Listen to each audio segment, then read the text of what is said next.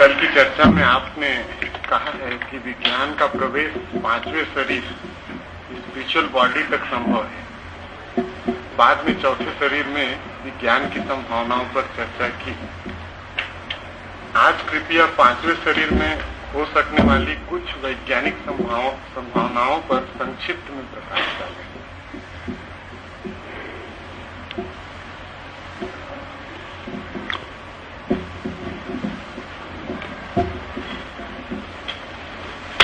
एक तो जिसे हम शरीर कहते हैं और जिसे हम आत्मा कहते हैं, ये ऐसी दो चीजें नहीं हैं कि जिनके बीच सेतु ना बनता हो, ब्रिज ना बनता हो। इनके बीच कोई खाई नहीं है,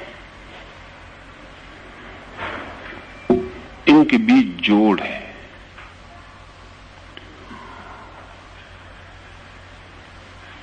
तो सदा से एक ख्याल था कि शरीर अलग है, आत्मा अलग है, और ये दोनों इस भांति अलग हैं कि इन दोनों के बीच कोई सेतु, कोई ब्रिज नहीं बन सकता। न केवल अलग हैं बल्कि विपरीत हैं एक दूसरे से। इस ख्याल ने धर्म और विज्ञान को अलग कर दिया था। धर्म वो था जो शरीर के अतिरिक्त जो है उसकी खोज करे, और विज्ञान वो था जो शरीर की खोज करे, आत्मा के अतिरिक्त जो है उसकी खोज करे। स्वभावतः दोनों तरह की खोज एक को मानती और दूसरे को इनकार करती रही, क्योंकि विज्ञान जिसे खोजता था उसे वो कहता था शरीर है, आत्मा कहां, और धर्म जिसे खोजता था उसे वो मानता था आत्मा है, शरीर कहां। तो धर्म जब अपनी पूरी ऊंचाइयों पर पहुंचा तो उसने शरीर को इल्यूजन और माया कह दिया कि वो है ही नहीं, आत्मा ही सत्य है, शरीर भ्रम है। और विज्ञान जब अपनी ऊंचाइयों पर पहुंचा तो उसने कह दिया कि आत्मा तो एक झूठ, एक असत्य है, शरीर ही सब कुछ है। ये भ्रांति आत्मा और शरीर को अनिवार्य रूप से विरोधी तत्वों की तरह मानने से हुई। मैंने 7 शरीरों की बात कही। ये 7 शरीर, अगर पहला शरीर हम भौतिक शरीर मान लें और अंतिम शरीर आत्मिक मान लें और बीच के 5 शरीरों को छोड़ दें तो इनके बीच सेतु नहीं बन सकेगा। ऐसे ही जैसे जिन सीढ़ियों से चढ़ के आप आए हैं, ऊपर की सीढ़ी बचा लें और पहली सीढ़ी बचा लें नीचे की, और बीच की सीढ़ियों को छोड़ दें तो आपको लगेगा कि पहली सीढ़ी कहां और दूसरी सीढ़ी कहां, बीच में खाई हो जाएगी। अगर आप सारी सीढ़ियों को देखें तो पहली सीढ़ी भी आखिरी सीढ़ी से जुड़ी, और अगर ठीक से देखें तो आखिरी सीढ़ी पहली सीढ़ी का ही आखिरी हिस्सा है, और पहली सीढ़ी आखिरी सीढ़ी का पहला हिस्सा है। तो जब पूरे 7 शरीरों को हम समझेंगे तब पहले और दूसरे शरीर में जोड़ बनता है, क्योंकि पहला शरीर है भौतिक शरीर, फिजिकल बॉडी। दूसरा शरीर है इथरिक बॉडी, ईथर भाव शरीर। वो भौतिक का ही सूक्ष्मतम रूप है, वो अभौतिक नहीं, वो भौतिक का ही सूक्ष्मतम रूप है। इतना सूक्ष्मतम के भौतिक उपाय भी उसे पकड़ने में अभी ठीक से समर्थ नहीं हो पाते। लेकिन अब भौतिकवादी इस बात को इंकार नहीं करता है कि भौतिक का सूक्ष्मतम रूप करीब करीब अभौतिक हो जाता है। अब जैसे आज विज्ञान कहता है कि अगर हम पदार्थ को तोड़ते चले जाएं तो जो अंतिम पदार्थ के विश्लेषण पर हमें मिलेंगे इलेक्ट्रॉन, वो अभौतिक हो गए, वो इमेटीरियल हो गए। क्योंकि वो सिर्फ विद्युत के कण हैं। उनमें पदार्थ और सब्सटेंस जैसा कुछ भी नहीं बचा, सिर्फ एनर्जी और ऊर्जा बच रही है। इसलिए बड़ी अद्भुत घटना घटी है पिछले 30 वर्षों में कि जो विज्ञान ये बात स्वीकार करके चला था कि पदार्थ ही सत्य है, वो विज्ञान इस नतीजे पे पहुंचा कि पदार्थ तो बिल्कुल है ही नहीं। एनर्जी और ऊर्जा ही सत्य है, और पदार्थ जो है वो एनर्जी का, ऊर्जा का तीव्र घूमता हुआ रूप है, इसलिए भ्रम पैदा हो रहा। एक पंखा हमारे ऊपर चल रहा है, ये पंखा इतने जोर से चलाया जा सकता है कि इसकी 3 पखड़ियां हमें दिखाई पड़नी बंद हो जाएं, और जब इसकी 3 पखड़ियां हमें दिखाई पड़नी बंद हो जाएंगी तो पंखा पखड़ियां न मालूम होके 3 का एक गोल चक्कर घूम रहा है ऐसा मालूम होगा, और तीनों पखड़ियों के बीच की जो खाली जगह है वो भर जाएगी, वो खाली नहीं रह जाएगी, क्योंकि 3 पखड़ियां दिखाई नहीं पड़ेंगी। असल में पखड़ियां इतने तेजी से घूम सकती हैं कि इसके पहले कि एक पखड़ी हटे एक जगह से और हमारी आंख से उसका प्रतिबिंब मिटे, उसके पहले दूसरी पखड़ी उसकी जगह आ जाती। प्रतिबिंब पहला बना रहता और दूसरा उसके ऊपर आ जाता, इसलिए बीच की जो खाली जगह है वो हमें दिखाई नहीं पड़ती। ये पंखा इतनी तेजी से भी घुमाया जा सकता है कि आप इसके ऊपर मजे से बैठ सकें और आपको पता न चले कि नीचे कोई चीज बदल रही है। अगर 2 पखड़ियों के बीच की खाली जगह इतनी तेजी से भर जाए कि एक पखड़ी आपके नीचे से हटे, उसके आप इसके पहले खाली जगह में से गिरे, दूसरी पखड़ी आपको संभाल ले, तो आपको 2 पखड़ियों के बीच का अंतर पता नहीं चलेगा। ये गति की बात है। अगर ऊर्जा तीव्र गति से घूमती है तो हमें पदार्थ मालूम होती है। इसलिए वैज्ञानिक आज जिस एटॉमिक एनर्जी पर सारा का सारा विस्तार कर रहा है, उस एनर्जी को किसी ने देखा नहीं, सिर्फ उसके इफेक्ट्स, उसके परिणाम भर देखे। वो मूल अणु की शक्ति किसी ने देखी नहीं, और कोई कभी देखेगा भी, ये भी अब सवाल नहीं है, लेकिन उसके परिणाम दिखाई पड़ते।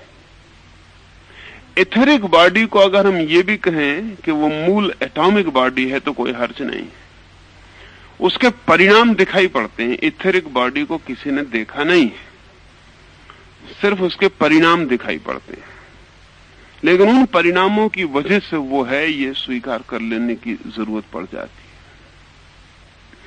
है। ये जो दूसरा शरीर है, ये पहले भौतिक शरीर का ही सूक्ष्मतम रूप है, इसलिए इन दोनों के बीच कोई सीढ़ी बनाने में कठिनाई नहीं। ये दोनों एक तरह से जुड़े ही हुए, एक स्थूल है जो दिखाई पड़ जाता है, दूसरा सूक्ष्म दिखाई नहीं पड़ता। इथेरिक बॉडी के बाद तीसरा शरीर है जिसे हमने एस्ट्रल बॉडी, सूक्ष्म शरीर का, वो ईथर का भी सूक्ष्मतम रूप है। अभी विज्ञान उस पर नहीं पहुंचा। अभी विज्ञान इस ख्याल पे तो पहुंच गया कि अगर पदार्थ को हम विश्लेषण करें, एनालिसिस करें और तोड़ते चले जाएं तो अंत में ऊर्जा बचती है। उस ऊर्जा को हम ईथर कह रहे हैं। अगर ईथर को भी तोड़ा जा सके और उसके भी सूक्ष्म अंश बनाए जा सके तो जो बचेगा वो एस्ट्रल है, उसको सूक्ष्म शरीर है, वो सूक्ष्म का भी सूक्ष्म रूप है। अभी विज्ञान वहां नहीं पहुंचा, लेकिन पहुंच जाएगा, क्योंकि कल वो भौतिक को स्वीकार करता था, आणविक को स्वीकार नहीं करता था। कल वो कहता था पदार्थ ठोस चीज है, आज वो कहता ठोस जैसी कोई चीज ही नहीं है। जो भी है सब गैर ठोस है, नॉन सॉलिड हो गया सब। ये दीवार भी जो हमें इतनी ठोस दिखाई पड़ रही, ठोस नहीं है, ये भी पोरस है, इसमें भी छेद है और चीजें इसके आर पार जा रही हैं। फिर भी हम कहेंगे कि छेदों के आसपास जिनके बीच छेद हैं वो तो कम से कम ठोस अणु होंगे, वो भी ठोस अणु नहीं। एक एक अणु भी पोरस है। अगर हम एक अणु को बड़ा कर सकें तो जमीन और चांद और तारे और सूरज के बीच जितना फासला है उतना अणु के कणों के बीच फासला, अगर उसको इतना बड़ा कर सकें तो फासला इतनी हो जाए। फिर वो जो फासले को भी जोड़ने वाले अणु हैं, हम कहेंगे कम से कम वो तो ठोस है, लेकिन विज्ञान कहता है वो भी ठोस नहीं, वो सिर्फ विद्युत कण है। कण भी अब विज्ञान मानने को राजी नहीं, क्योंकि कण के साथ पदार्थ का पुराना ख्याल जुड़ा हुआ है। कण का मतलब होता है पदार्थ का टुकड़ा। वो कण भी नहीं है, क्योंकि कण तो एक जैसा रहता है, वो पूरे वक्त बदलते रहते हैं। लहर की तरह है, कण की तरह नहीं। जैसे पानी में एक लहर उठी, जब तक आपने कहा कि लहर उठी तब तक वो कुछ और हो गई, जब आपने कहा वो रही लहर तब तक वो कुछ और हो गई। क्योंकि लहर का मतलब ये है कि वो आ रही जा रही। लेकिन अगर हम लहर भी कहें तो भी पानी की लहर एक भौतिक घटना है। इसलिए विज्ञान ने एक नया शब्द खोजा है जो कि कभी था नहीं आज से 30 साल पहले, वो है क्वांटा। अभी हिंदी में उस शब्द के लिए कहना मुश्किल है। इसलिए कहना मुश्किल है जैसा हिंदी के पास शब्द है ब्रह्म और अंग्रेजी में कहना मुश्किल है, क्योंकि कभी जरूरत पड़ गई थी कुछ अनुभव करने वाले लोगों को, तब ये शब्द खोज लिया गया था। पश्चिम उस जगह नहीं पहुंचा कभी, इसलिए शब्द को उनकी कभी जरूरत नहीं पड़ी। इसलिए धर्म की बहुत सी भाषा के शब्द पश्चिम को सीधे लेना पड़ते हैं। जैसे ओम, उसका कोई अनुवाद दुनिया की किसी भाषा में नहीं हो सकता। वो कभी किन्हीं आध्यात्मिक गहराइयों में अनुभव की गई बात है, उसके लिए हमने एक शब्द खोज लिया था। लेकिन पश्चिम के पास उसके लिए कोई समांतर शब्द नहीं है कि उसका अनुवाद किया जा सके। ऐसी क्वांटा पश्चिम के विज्ञान की बहुत ऊंचाई पर पाया गया शब्द, जिसके लिए दूसरी भाषा में कोई शब्द नहीं।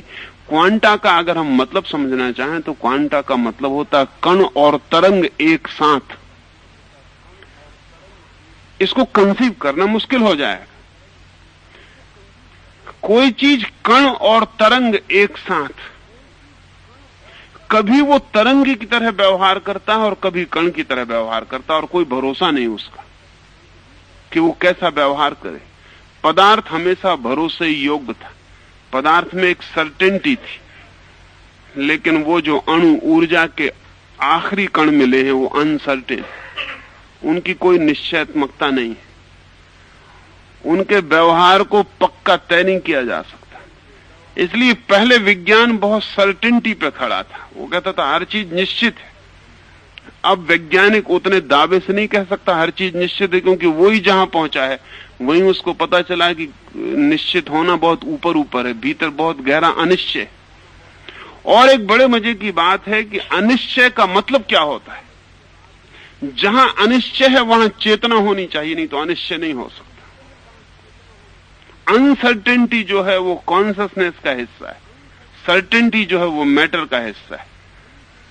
अगर हम इस कमरे में एक कुर्सी को छोड़ जाएं तो लौट के हमको वो वहीं मिलेगी जहां थी, लेकिन एक बच्चे को हम इस कमरे में छोड़ दें तो वहीं नहीं मिलेगा जहां था। उसके बाबत अनसर्टेनिटी रहेगी कि अब वो कहां है और क्या कर रहा है। कुर्सी के बाबत हम सर्टेन हो सकते हैं कि वो वहीं है जहां थी। पदार्थ के बाबत निश्चित हुआ जा सकता है, चेतना के बाबत निश्चित नहीं हुआ जा सकता। तो विज्ञान ने जिस दिन ये स्वीकार कर लिया कि अणु का जो आखिरी हिस्सा है उसके बाबत हम निश्चित नहीं हो सकते कि वो कैसा व्यवहार करेगा, उसी दिन विज्ञान को, अभी पता नहीं है साफ, उसी दिन ये बात स्वीकृत हो गई कि वो पदार्थ का जो आखिरी हिस्सा है उसमें चेतना की संभावना स्वीकृत हो गई है। अनसर्टेनिटी चेतना का लक्षण। जड़ पदार्थ अनिश्चित नहीं हो सकता। ऐसा नहीं है कि आग का मन हो तो जलाए और मन हो तो ना जलाए। ऐसा नहीं है कि पानी की तबीयत हो तो नीचे बहे, पानी की तबीयत हो तो ऊपर बहे। ऐसा नहीं है कि पानी 100 डिग्री पर गर्म होना चाहे तो 100 पे हो, 80 पे होना चाहे तो 80 पे हो। नहीं, पदार्थ का व्यवहार सुनिश्चित है। लेकिन जब हम इन सब के भीतर प्रवेश करते हैं तो वो जो आखिरी हिस्से मिलते हैं पदार्थ के, वो अनिश्चित है। इसे हम ऐसा भी समझ सकते हैं कि समझ लें कि हम मुंबई के बाबत अगर तय करना चाहें कि रोज कितने आदमी मरते हैं तो तय हो जाएगा, करीब करीब तय हो जाएगा। अगर 1 करोड़ आदमी हैं तो साल भर के हिसाब लगाने से हमको पता चल सकता है कि रोज कितने आदमी मरते हैं, और वो भविष्यवाणी करीब करीब सही होगी। थोड़ी बहुत भूल हो सकती। अगर हम पूरे 50 करोड़ के मुल्क के बाबत विचार करें तो भूल और कम हो जाएगी, सर्टेनिटी बढ़ जाएगी। अगर हम सारी दुनिया के बाबत तय करें तो सर्टेनिटी और बढ़ जाएगी। हम तय कर सकते हैं कि इतने आदमी रोज मरते हैं। लेकिन अगर हम एक आदमी के बाबत तय करने जाएं कि ये कब मरेगा, तो सर्टेनिटी बहुत कम हो जाएगी। जितनी भीड़ बढ़ती है उतना मटेरियल हो जाती है चीज, जितना इंडिविजुअल होता है उतनी कॉन्शियस हो जाती है। असल में एक पत्थर का टुकड़ा भीड़ है करोड़ों अणुओं की, इसलिए उसके बाबत हम तय हो सकते हैं। और जब हम नीचे प्रवेश करते हैं और एक अणु को पकड़ते हैं तो वो इंडिविजुअल, उसके बाबत तय होना मुश्किल हो जाता है, उसका व्यवहार वो खुद ही तय करता है। तो पूरे पत्थर के बाबत हम कह सकते हैं कि ये यही मिलेगा, लेकिन इस पत्थर के भीतर जो अणुओं का व्यक्तित्व जो था वो वही नहीं मिलेगा। जब हम लौट के आएंगे वो सब बदल चुका होगा, उसने सब जगह बदल लिए होंगे, वो यात्रा कर चुका होगा। पदार्थ की गहराई में उतर के अनिश्चय शुरू हो गया, इसलिए अब विज्ञान सर्टेनिटी की बात न करके प्रोबेबिलिटी की बात करने लगा। वो कहता है इसकी संभावना ज्यादा है बजाय उसके। अब वो ऐसा नहीं कहता कि ऐसा ही होगा। बड़े मजे की बात है कि विज्ञान की तो सारी दावेदारी जो थी वो उसकी निश्चयात्मकता पर थी कि वो जो भी कहता है वो निश्चित है कि ऐसा होगा। अब विज्ञान की जो गहरी खोज है उसने पैर डगमगा दिए हैं, और उसका कारण यह है कि वो फिजिकल से इथरिक पे चले गए जिसका उनको अंदाज नहीं है। असल में वो इस भाषा को स्वीकार नहीं करते, इसलिए उनको तब तक अंदाज भी नहीं हो सकता कि वो फिजिकल से हट के इथरिक पे पहुंच गए। वो पदार्थ में भी दूसरे शरीर पे पहुंच गए, और दूसरे शरीर की अपनी संभावनाएं, लेकिन पहला शरीर और दूसरा शरीर के बीच कोई खाली जगह नहीं है। तीसरा जो एस्ट्रल शरीर है वो और भी सूक्ष्म है, वो सूक्ष्म का भी सूक्ष्म।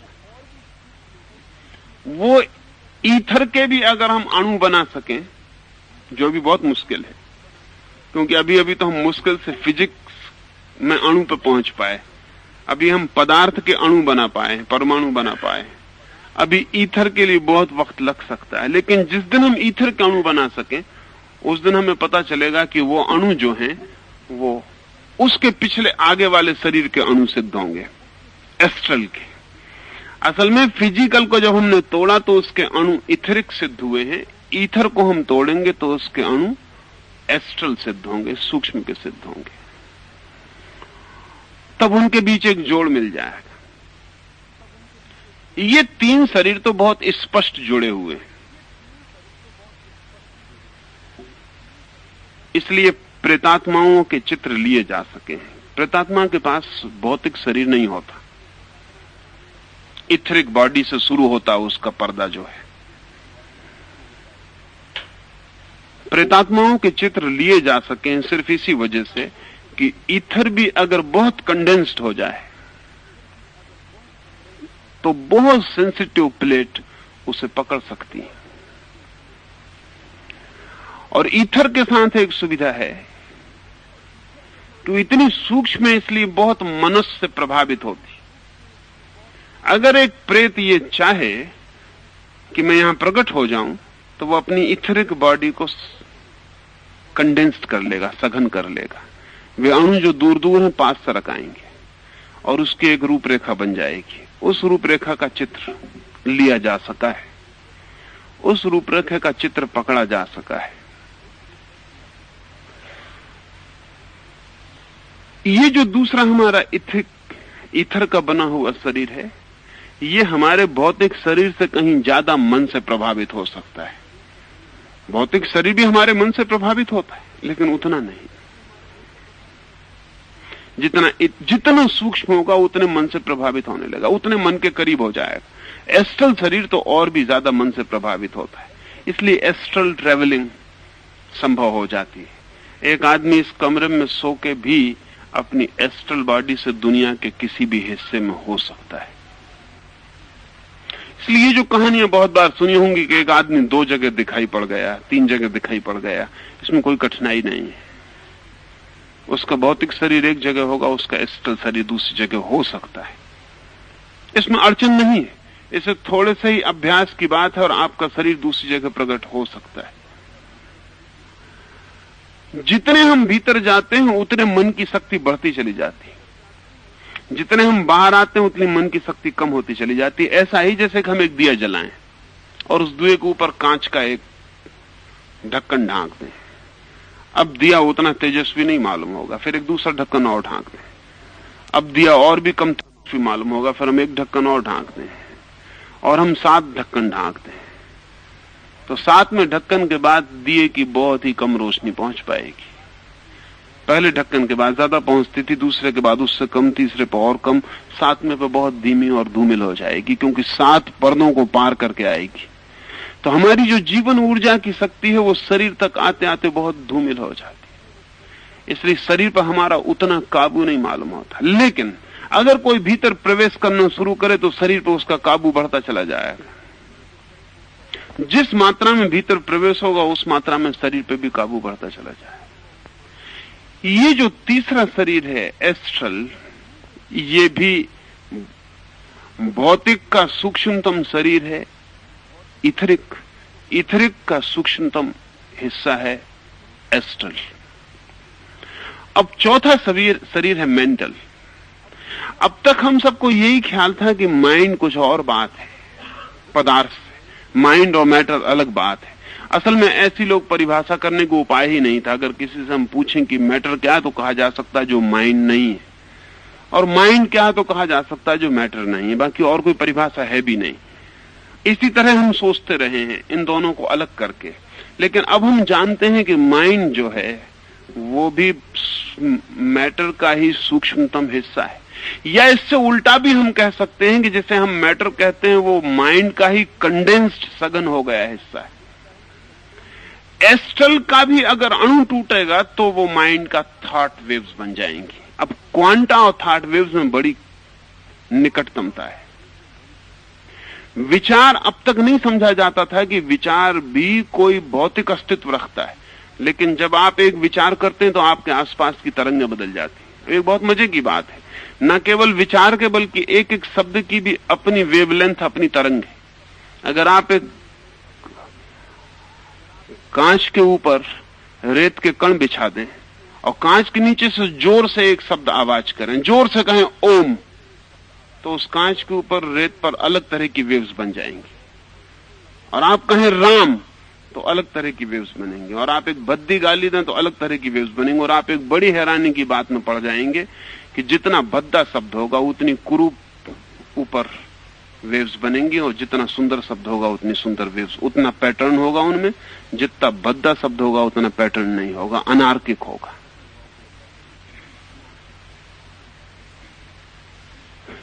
शब्द का भी इसलिए बहुत हजारों वर्ष तक शब्द के लिए बड़ी खोजबीन हुई कि कौन सा शब्द सुंदर तरंगें पैदा करता है,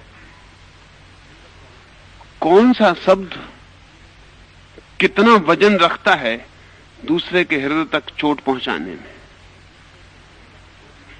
लेकिन शब्द तो प्रकट हो गया विचार है। अप्रगट शब्द भी अपनी ध्वनियां रखता है, जिसको हम विचार कहते हैं, थॉट कहते हैं। जब आप सोच रहे हैं कुछ, तब भी आपके चारों तरफ विशेष प्रकार की ध्वनियां फैलनी शुरू हो जाती, विशेष प्रकार की तरंगें आपको घेर लेती। इसलिए बहुत बार आपको ऐसा लगता है कि किसी आदमी के पास जाके आप अचानक उदास हो जाते हैं, अभी उसने कुछ कहा भी नहीं। हो सकता है वो ऐसे हंसी रहा हो आपको मिलके, लेकिन फिर भी कोई उदासी आपको भीतर से पकड़ लेती। किसी आदमी के पास जाके आप बहुत प्रफुल्लित हो जाते हैं। किसी कमरे में प्रवेश करते से आपको लगता है कि आप कुछ भीतर बदल गए, कुछ पवित्रता पकड़ लेती, अपवित्रता पकड़ लेती है। किसी क्षण में कहीं कोई शांति पकड़ लेती है, कहीं कोई अशांति छू लेती है, जिसको आपको समझना मुश्किल हो जाता है कि मैं तो अभी अशांत नहीं था, अचानक ये अशांति मन में क्यों उठाई। आपके चारों तरफ विचारों की तरंगें, और वे तरंगें 24 घंटे आप में प्रवेश कर रही हैं। अभी तो एक फ्रेंच वैज्ञानिक ने एक छोटा सा यंत्र बनाया जो विचार की तरंगों को पकड़ने में सफल हुआ है। उस यंत्र के पास जाते से वो बताना शुरू कर देता है कि आदमी किस तरह के विचार कर रहा है, उस पर तरंगें पकड़नी शुरू हो जाती। अगर एक इडियट को, जड़ बुद्धि आदमी को ले जाया जाए तो उसमें बहुत कम तरंगें पकड़ती हैं, क्योंकि वो विचार ही नहीं कर रहा। अगर एक बहुत प्रतिभाशाली आदमी को ले जाया जाए तो वो पूरा का पूरा यंत्र कंपन देने लगता है, उसमें इतनी तरंगें पकड़ने लगती। तो जिसको हम मन कहते हैं वो एस्ट्रल का, सूक्ष्म का भी सूक्ष्म है। निरंतर भीतर हम सूक्ष्म से सूक्ष्म होते चले जाते हैं। अभी विज्ञान इथरिक तक पहुंच पाया है। अभी भी उसने उसको इथरिक नहीं कहा है, उसको एटॉमिक कह रहा है, पारमाणिक कह रहा है, ऊर्जा एनर्जी कह रहा है, लेकिन वो दूसरे शरीर पर उतर गया है। सत्व के दूसरे शरीर पर वो उतर गया है। तीसरे शरीर पर उतरने में बहुत देर नहीं लगेगी, वो तीसरे शरीर पर उतर जाएगा। उतरने की जरूरतें पैदा हो गई हैं। चौथे शरीर पर भी बहुत दूसरी दिशाओं से काम चल रहा है, क्योंकि मन को अलग ही समझा जाता था, इसलिए कुछ वैज्ञानिक मन पर अलग से ही काम कर रहे हैं, वो शरीर से काम ही नहीं कर रहे। उन्होंने चौथे शरीर के संबंध में बहुत सी बातों का अनुभव कर लिया है। अब जैसे हम सब एक अर्थ में ट्रांसमीटर्स हैं और हमारे विचार हमारे चारों तरफ विकीर्ण हो रहे हैं। मैं आपसे जब नहीं भी बोल रहा हूं तब भी मेरा विचार आप तक जा रहा है। अभी रूस में इस संबंध में काफी दूर तक काम हुआ है और एक वैज्ञानिक फयादेव ने 1000 मील दूर तक विचार का संप्रेषण किया है। वो मास्को में बैठा और 1000 मील दूर दूसरे आदमी को विचार का संप्रेषण कर रहा है। ठीक वैसे ही जैसे रेडियो से ट्रांसमिशन होता है, ऐसे ही अगर हम संकल्प पूर्वक एक दिशा में अपने चित्त को केंद्रित करके किसी विचार को तीव्रता से संप्रेषित करें तो वो उस दिशा में पहुंच जाता है। और अगर दूसरी तरफ भी माइंड रिसीव करने को, ग्राहक होने को तैयार हो, उसी क्षण में, उसी दिशा में अपने मन को केंद्रित करके खुला हो और स्वीकार करने को राजी हो, तो विचार संप्रेषित हो जाता है। इस पे कभी छोटा मोटा प्रयोग आप घर में करके देखें तो अच्छा होगा। छोटे बच्चे जल्दी से पकड़ लेते हैं क्योंकि अभी उनकी ग्राहकता तीव्र होती है। कमरा बंद कर लें, एक छोटे बच्चे को कमरे को अंधेरे करके दूसरे कोने पे बिठा दें, आप दूसरे कोने पे बैठ जाएं और उस बच्चे से कहें कि 5 मिनट के लिए तू ध्यान मेरी तरफ रखना, मैं तुझसे कुछ चुपचाप कुछ कहूंगा, वो तू सुनने की कोशिश करना, अगर तुझे सुनाई पड़ जाए तो बोल देना। फिर आप एक शब्द पकड़ लें, कोई भी, जैसे राम या गुलाब, और इस शब्द को उस बच्चे की तरफ ध्यान रख के जोर से अपने भीतर गुंजाने लगे, बोले नहीं, राम राम ही गुंजाने लगे। एक 2-3 दिन में आप पाएंगे कि उस बच्चे ने आपके शब्द को पकड़ना शुरू कर दिया। तब इसका क्या मतलब हुआ? फिर इससे उल्टा भी हो सकता है। एक दफा ऐसा हो जाए तो आपको आसानी हो जाएगी, फिर आप बच्चे को बिठा सकते हैं और उससे कह सकते हैं वो एक शब्द अपने भीतर सोच के आपकी तरफ फेंके, लेकिन तब आप ग्राहक हो सकेंगे क्योंकि आपका डाउट, आपका संदेह गिर गया होगा। घटना घट सकती तो फिर ग्राहकता बढ़ जाती। आपके और आपके बच्चे के बीच तो भौतिक जगत फैला हुआ है। ये विचार किसी गहरे अर्थों में भौतिक ही होना चाहिए, अन्यथा इस भौतिक माध्यम को पार न कर पाए। ये जान के आपको हैरानी होगी कि महावीर ने कर्म तक को भौतिक कहा है, फिजिकल कहा है, मेटीरियल कहा है। जब आप क्रोध करते हैं और किसी की हत्या कर देते हैं तो आपने कर्म किया, क्रोध का और हत्या करने का। महावीर कहते हैं ये भी सूक्ष्म अणुओं में आप में चिपक जाता है, कर्म मल बन जाता है। ये भी मेटीरियल है, ये भी कोई इममेटीरियल चीज नहीं है, ये भी मैटर की तरह पकड़ लेता है आपको। और इसलिए महावीर निर्जरा जिसको कहते हैं, वो निर्जरा कहते हैं इस कर्म मल से जितने छुटकारा हो जाए, ये सारा का सारा जो कर्म अणु आपके चारों तरफ जुड़ गए ये गिर जाएं।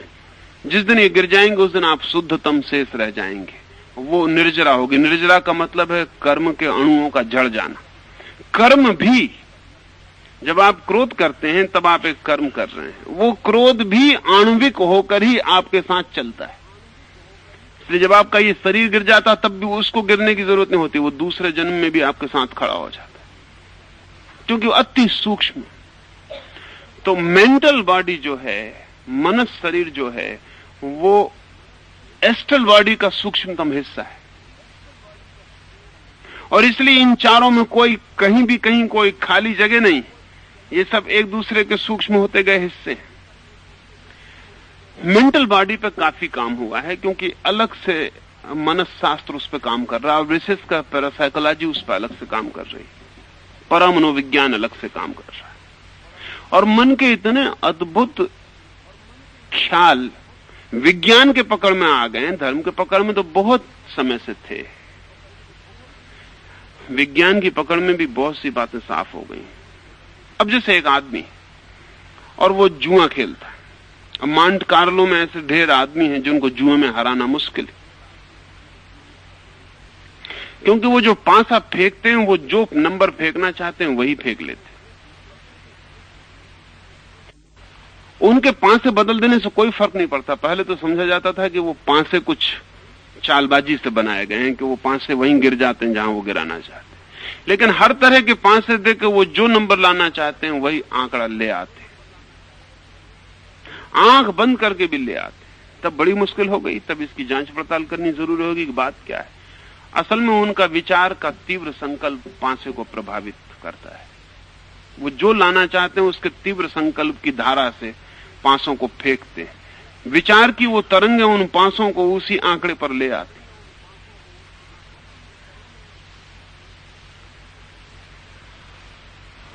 अब इसका मतलब क्या हुआ? अगर विचार की तरंग एक पांसे को बदलती है तो विचार की तरंग भी भौतिक है, नहीं तो पांसे को नहीं बदल सकती। आप एक छोटा सा प्रयोग करें तो आपके ख्याल में आ जाए, क्योंकि चूंकि विज्ञान की बात आप करते हैं इसलिए मैं प्रयोग की बात करता हूं। एक गिलास में पानी भर के रख लें और छोटा सा ग्लिसरीन या कोई भी चिकना पदार्थ उस गिलास के पानी के ऊपर थोड़ा सा डाल दें कि उसकी एक पतली धीमी फिल्म पानी के गिलास के ऊपर फैल जाए। एक छोटी आलपीन बिल्कुल पतली के उस फिल्म पर तैर सके, उसको उसके ऊपर छोड़ दें। फिर कमरे को सब तरफ से बंद करके दोनों हाथों को जमीन पर टेक के आंखें उस छोटी सी आलपीन पर गड़ा लें। एक 5 मिनट चुपचाप बैठे रहें आंखें गड़ाए हुए, फिर उस अल्पीन से कहें कि बाएं घूम जाओ, तो अल्पीन बाएं घूमेगी। फिर कहें दाएं घूम जाओ तो दाएं घूमेगी। कहें कि रुक जाओ तो रुकेगी। कहें कि चलो तो चलेगी। अगर आपका विचार एक अल्पीन को बाएं घुमा सकता, दाएं घुमा सकता है, तो फिर एक पहाड़ को भी हिला सकता हो। जरा लंबी बात है, बाकी फर्क नहीं रह गया, बुनियादी फर्क नहीं रह गया। आपकी सामर्थ्य अगर एक अल्पीन को हिलाती तो बुनियादी बात पूरी हो गई। अब ये दूसरी बात है कि पहाड़ बहुत बड़ा पड़ जाए, आप ना हिला पाए, लेकिन हिल सकता है पहाड़। हमारे विचार की तरंग पदार्थ को छूती और रूपांतरित करती है। इसीलिए अगर आपके कपड़े को दिया जा सके, ऐसे लोग हैं जिनको आपके हाथ का रुमाल दिया जा सके, तो आपके व्यक्तित्व के संबंध में वे करीब करीब उतनी ही बातें बता देंगे जितना आपको देख के बताया जा सकता था, क्योंकि आपके हाथ का रुमाल आपके विचार के तरंगों को अवशोषित कर जाता है। आपका गहना आपके तरंगों को अवशोषित कर जाता है। और मजा यह है कि वो इतनी सूक्ष्म तरंगे हैं कि एक रुमाल जो सिकंदर के हाथ में रहा हो वो अभी भी सिकंदर के व्यक्तित्व की खबर देता है। वो इतनी सूक्ष्म तरंगे हैं कि उनको फिर बाहर निकलने में करोड़ों वर्ष लग जाते। इसलिए कब्रें हमने बनानी शुरू की थी, समाधियां बनानी शुरू की थी। कल मैंने आपसे कहा था कि इस मुल्क में हम मरे हुए आदमी को तत्काल जला देते हैं, लेकिन सन्यासी को नहीं जलाते। मरे हुए आदमी को इसलिए जला देते हैं कि उसकी आत्मा उसके आसपास न भटके। सन्यासी को इसलिए जलाते कि उसकी तो जिंदगी में आत्मा ने आसपास भटकना बंद कर दिया था। अब उसके शरीर को, उसकी आत्मा को कोई खतरा नहीं है कि वो भटके, पर उसके शरीर को हम बचा लेना चाहते हैं, क्योंकि जो आदमी अगर 30 वर्ष तक पवित्रता के विचारों में जिया हो, उसका शरीर हजारों लाखों वर्ष तक उस तरह की तरंगों को विकीर्ण करता रहेगा और उसकी समाधि अर्थपूर्ण हो जाएगी। उसकी समाधि के आसपास परिणाम होंगे। वो शरीर तो मर गया, लेकिन वो शरीर इतने निकट रहा है उस आत्मा के कि अपशोषित कर गया है बहुत कुछ। जो भी विकीर्ण हो रहा था उसे वो अपशोषित कर गया। विचार की अनंत संभावनाएं हैं, लेकिन हैं वे सब भौतिक। इसलिए जब आप एक विचार सोचते हैं तो बहुत ध्यान रख के सोचना चाहिए, क्योंकि उसकी तरंगें आप नहीं होंगे तब भी शेष रहेंगी। नहीं, आपका मर जाना, आपकी उम्र बहुत कम है, लेकिन विचार इतना सूक्ष्म है कि उसकी उम्र बहुत ज्यादा है। इसलिए वैज्ञानिक तो अब इस ख्याल पर पहुंचे हैं कि अगर जीसस कभी हुए हैं या कृष्ण कभी हुए हैं तो आज नहीं कल हम उनकी विचार तरंगों को पकड़ने में समर्थ हो जाएंगे, और ये तय हो सकेगा कि कृष्ण ने गीता कभी कही है कि नहीं कही है। क्योंकि वे विचार तरंगें जो कृष्ण से निकली हैं वे आज भी लोकांतर में किसी ग्रह, किसी उपग्रह के पास टकरा रही होंगी, ऐसे ही जैसे हम एक कंकड़ समुद्र में फेंके। तो जब कंकड़ गिरता है तो एक छोटा सा छिद्र, एक छोटा सा वर्तुल समुद्र के पानी पर बनेगा, फिर कंकड़ तो डूब जाएगा। कंकड़ की जिंदगी पानी की सतह पे बहुत ज्यादा नहीं। कंकड़ की जिंदगी तो पानी पे छुआ नहीं कि गया, लेकिन उस वर्तुल से, कंकड़ की चोट से जो तरंगें पैदा हुई वो फैलनी शुरू हो जाएंगी, वो बढ़ती जाएंगी, वो अंतहीन है उनका बढ़ाव। आपकी आंख से ओझल हो जाएंगी, लेकिन न मालूम किन दूर तटों पर वो अभी भी बढ़ रही होंगी। तो जो विचार कभी भी पैदा हुए हैं, बोले ही नहीं गए, जो मन में भी हुए, वे विचार भी दूर इस जगत के आकाश में किन्हीं किनारों पर अभी भी बढ़ते चले जा रहे। उनको पकड़ा जा सकता है। किसी दिन अगर मनुष्य की गति तीव्र हो सकी विज्ञान की और उनसे आगे निकल सके तो उन्हें सुना जा सकता है। अब समझिए कि दिल्ली से अगर एक रेडियो पर रेडियो वेव्स बंबई के लिए खबर भेजती हैं तो उसी वक्त थोड़ी खबर यहां आ जाती जब दिल्ली से की जाती है। थोड़ा टाइम गैप है, क्योंकि ध्वनि की यात्रा में समय लगता है। दिल्ली में तो वो ध्वनि मर चुकी होती जब बंबई आती, वहां से तरंगें आगे निकल गई होती। दिल्ली में वो नहीं है। अब थोड़े ही क्षणों का फासला पड़ता है, लेकिन क्षण बीच में गिरते। अगर समझ लें कि न्यूयॉर्क से एक आदमी को टेलीविजन पे हम देख रहे हैं, तो जब उसका चित्र न्यूयॉर्क में बनता है तभी हमें दिखाई नहीं पड़ता। उसके चित्र बनने में और हम तक पहुंचने में समय का फासला है। यह भी हो सकता है इस समय में वो आदमी मर गया हो, लेकिन हमें वो आदमी जिंदा दिखाई पड़ेगा। हमारी पृथ्वी से भी विचार की, चित्रों की तरंगें अनंत लोकों तक जा रही हैं।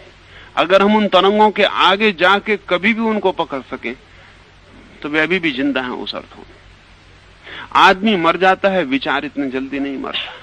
आदमी की उम्र बहुत कम है, विचार की उम्र बहुत ज्यादा है। और यह भी ख्याल रहे कि जो विचार हम प्रकट नहीं करते उसकी उम्र और ज्यादा है उस विचार से जो हम प्रकट कर देते, क्योंकि वो और ज्यादा सूक्ष्म। जो अप्रगट है वो और सूक्ष्म, उसकी उम्र और ज्यादा। जितना सूक्ष्म उतनी ज्यादा उम्र, जितना स्थूल उतनी कम उम्र। ये जो विचार हैं ये बहुत तरह से, जिसको हम भौतिक जगत कह रहे हैं, उसको प्रभावित कर रहे हैं, हमें ख्याल में नहीं। अभी तो वनस्पति शास्त्री इस अनुभव पर पहुंच गया कि अगर एक पौधे के पास प्रीतिपूर्ण संगीत बजाया जाए तो पौधा जल्दी फल देना शुरू कर देता है, जल्दी उसमें फूल आ जाते हैं बेमौसम। अगर उसके पास कुरूप, भद्दा और नॉइजी संगीत बजाया जाए तो मौसम भी निकल जाता और उसके फल नहीं आते और फूल नहीं आते। वो तरंगें उसको छू रही हैं, उसको स्पर्श कर रही हैं। गायें ज्यादा दूध दे देती हैं खास संगीत के प्रभाव में। खास संगीत के प्रभाव में दूध देना बंद ही कर देती। विचार इससे भी सूक्ष्म हवा पैदा कर रहा है। वो उसके चारों तरफ तरंगों की एक छाया है और हर आदमी अपने विचार का एक जगत अपने साथ लेके चल रहा है, जिससे पूरे वक्त चीजें विकीर्ण हो रही हैं। ये जो विकीर्ण होती हुई किरणें हैं ये भी भौतिक है। हमारा माइंड जिसे हम कहते हैं वो मेंटल ही नहीं है। हम जिसे मन कहते हैं वो मनस ही नहीं है। वो भौतिक का ही 4 सीढ़ियां छलांग लगा के सूक्ष्म रूप है। इसलिए कठिनाई नहीं कि विज्ञान वहां पहुंच जाए, कठिनाई नहीं है, क्योंकि उसकी तरंगों को पकड़ा जांचा जा सकता है। कल तक हमें पता नहीं चलता था कि आदमी रात में कितना गहरा सो रहा है, उसका मनस कितनी गहराई में, अब पता चल जाता। अब हमारे पास यंत्र हैं, जैसा कि हृदय की धड़कन नापने के यंत्र हैं, इसी तरह नींद की धड़कन नापने के यंत्र तैयार हो गए। तो रात भर आपकी खोपड़ी पे एक यंत्र लगा रहता है, वो पता पूरे वक्त ग्राफ बनाता रहता है कि कितनी गहराई में हो। वो ग्राफ बनता रहता है पूरे वक्त, आदमी इस वक्त ज्यादा गहराई में, इस वक्त कम गहराई में। वो पूरे वक्त रात भर का ग्राफ देता है कि ये आदमी कितनी देर सोया, कितनी देर सपने देखे, कितनी देर अच्छे सपने देखे, कितनी देर बुरे सपने देखे, कितनी देर इसके सपने सेक्सुअल थे, कितनी देर सेक्सुअल नहीं थे, वो सब ग्राफ पे दे देता। कोई अमेरिका में इस समय 10 लेबोरेटरी हैं जिनमें हजारों लोग रात में पैसा दे के सुलाए जा रहे हैं, जिनकी नींद पर बड़ा परीक्षण चल रहा है। क्योंकि बड़ी हैरानी की बात है कि नींद से हम अपरिचित रह जाएं, क्योंकि आदमी की 1/3 जिंदगी नींद में खत्म होती। छोटी मोटी घटना नहीं है नींद। 60 साल आदमी जी तो 20 साल तो सोता है, तो 20 साल के इस बड़े हिस्से को अनजाना छोड़ देना, आदमी का 1/3 अपरिचित रह जाए। और मजा यह है कि ये जो 1/3 20 वर्ष है, अगर ये न सोए तो बाकी 40 वर्ष बच नहीं सकता। इसलिए बहुत बेसिक। अच्छा, बिना जगे सो सकता है आदमी 60 वर्ष, लेकिन बिना सोए जग नहीं सकता। तो ज्यादा गहरे में और बुनियादी तो नींद है। तो नींद में हम कहीं और होते हैं, हमारा मनस कहीं और होता है, लेकिन उस मनस को नापा जा सकता है। अब उसके पता लगने शुरू हो गए वो कितनी गहराई नींद में। ढेर लोग हैं जो कहते हैं कि हमें सपना नहीं आता, वो सरासर झूठ कहते हैं। उनको पता नहीं है इसलिए झूठ कहते हैं, उन्हें पता नहीं। आदमी खोजना मुश्किल है जिसको सपना ना आता हो, बहुत मुश्किल मामला है। रात भर सपना आता है, और आपको भी ख्याल होगा कि कभी एक आध आता है, वो गलत ख्याल है आपका। मशीन कहती रात भर आता है, लेकिन स्मृति नहीं रह जाती। आप नींद में होते हैं इसलिए याद नहीं बनती उसकी।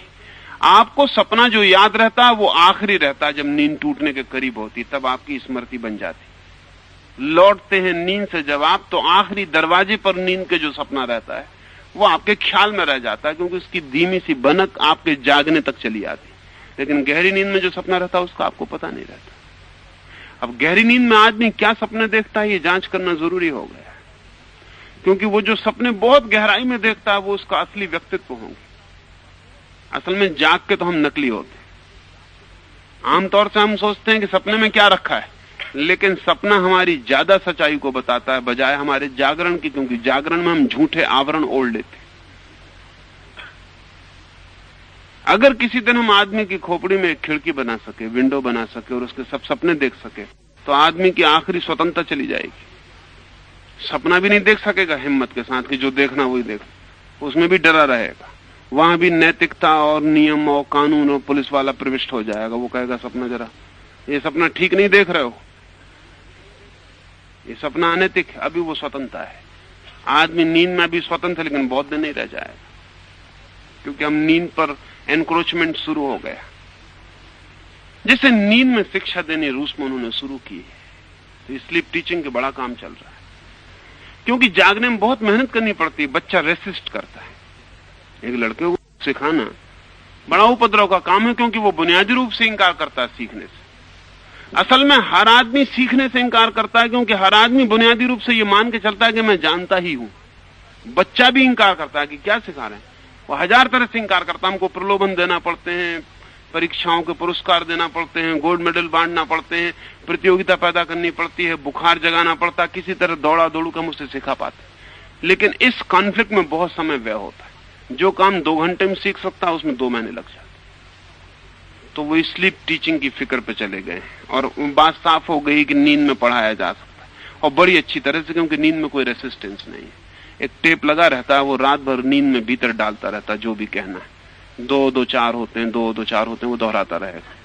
सुबह उस बच्चे से कहिए 2-2 कितने होते हैं, वो कहेगा 4 होते हैं। अब ये जो नींद में विचार डाला जा सका, ये विचार तरंगों से भी डाला जा सकता है, क्योंकि विचार की तरंग हमारे ख्याल में आ गई, जैसे कि हमें कल तक ख्याल नहीं था। जैसे हम आप जानते हैं कि ग्रामोफोन का रिकॉर्ड है, उस रिकॉर्ड पर भाषा रिकॉर्ड नहीं है, उस रिकॉर्ड पर सिर्फ तरंगों के आघात रिकॉर्ड है, और जब सुई उन तरंगों पर वापस दोहरती तो उन्हीं तरंगों को फिर पैदा कर देती जिन तरंगों से वो आघात पड़े थे। वहां कोई भाषा नहीं है उस पर रिकॉर्ड पर। जैसा मैंने कहा कि अगर आप ओम बोलेंगे तो रेत में एक पैटर्न बनता है, वो पैटर्न ओम नहीं है, लेकिन अगर आपको पता है कि ओम बोलने से ये पैटर्न बनता है तो किसी दिन इस पैटर्न को ओम में कन्वर्ट किया जा सकता है कि ये पैटर्न जब बना हो ऊपर तो इसके नीचे ओम को पैदा किया जा सके, क्योंकि ये पैटर्न उसी से बना, ये दोनों एक चीजें हैं। तो अब हमने ग्रामोफोन रिकॉर्ड बना लिया, उसमें वाणी नहीं है, उसमें सिर्फ वाणी से पड़े हुए आघात, वो आघात फिर से सुई टक्कर खा के फिर वाणी बन जाते। हम आज नहीं कल विचार के रिकॉर्ड बना सकेंगे। विचार के आघात पकड़े जाने लगे तो रिकॉर्ड बनने में बहुत देर नहीं लगेगी। और तब बड़ी अजीब बात हो जाएगी। तब यह संभव है कि आइंस्टीन मर जाए लेकिन उसके विचार करने की पूरी प्रक्रिया मशीन में हो, तो आइंस्टीन अगर जिंदा रहता तो आगे जो सोचता वो मशीन सोच के बता सके, क्योंकि उसके सारे के सारे उसके विचार के सारे आघात उस मशीन के पास है। नींद पकड़ी जा सकी है, स्वप्न पकड़े जा सके हैं, बेहोशी पकड़ी जा सकी है, और इस मन के साथ वैज्ञानिक रूप से क्या किया जाए वो भी पकड़ा जा सका है, इसलिए वो भी समझ लेना चाहिए। जैसे कि एक आदमी क्रोध में होता है तो पुराना हमारा हिसाब यही था कि हम उसको समझाएं कि क्रोध मत करो, इसके सिवा कोई उपाय नहीं था। समझाएं कि क्रोध करोगे तो नरक जाओगे, इसके सिवा कोई उपाय नहीं था। लेकिन वो आदमी अगर कहे कि हम नरक जाने को राजी तो हम असमर्थ हो जाते थे। तब उस आदमी के साथ हम कुछ भी नहीं कर सकते थे। और वो आदमी कहे हमें नरक जाने में बहुत मजा आता है, तो हमारी सारी नैतिकता एकदम व्यर्थ हो जाती थी। उस आदमी पर कोई बस ही नहीं था, वो तो नरक से डरे तभी तक बस था। इसलिए दुनिया में जैसे नरक का डर गया वैसी हमारी नैतिकता चली गई, क्योंकि उसको कोई डर ही नहीं रहा। वो कहते ठीक है, कहां है नरक, हम देखना ही चाहते एक दफा। तो नैतिकता पूरी की पूरी खत्म हो गई, क्योंकि वो जिस डर पर खड़ी थी वो चला गया। लेकिन विज्ञान कहता है इसकी कोई जरूरत ही नहीं। विज्ञान ने अब दूसरे सूत्र खोजे। वो सूत्र ये है कि क्रोध के लिए शरीर में एक विशेष रासायनिक प्रक्रिया होनी जरूरी है, क्योंकि क्रोध एक भौतिक घटना है। और जब क्रोध होता है तो शरीर में खास तरह के रस पैदा होने जरूरी है। वो रस रोके जा सकते हैं, क्रोध को रोकने की क्या जरूरत है। और अगर वो रस रोके जा सकते हैं तो आदमी क्रोध करने में असमर्थ हो जाए। अब हम 14 साल के लड़के को समझा रहे हैं ब्रह्मचर्य धारण करो, लड़की को समझा रहे हैं ब्रह्मचर्य धारण करो, वो धारण नहीं करते, उन्होंने कभी नहीं किया। शिक्षा सब समझाना बुझाना कोई परिणाम नहीं लाता। विज्ञान कहता है कि अब इसकी फिक्र ना करो, क्योंकि कुछ ग्लैंड्स हैं जिनसे सेक्स पैदा होता। हम उन ग्लैंड्स को 25 साल तक रोके देते हैं बढ़ने से, तो सेक्स मैच्योरिटी 25 साल में आएगी। आप ब्रह्मचर्य की चिंता मत करो। खतरनाक है ये बात, क्योंकि मन जिस दिन पूरा का पूरा वैज्ञानिक पकड़ में आ जाए उस दिन हम उसका दुरुपयोग भी कर सकते हैं।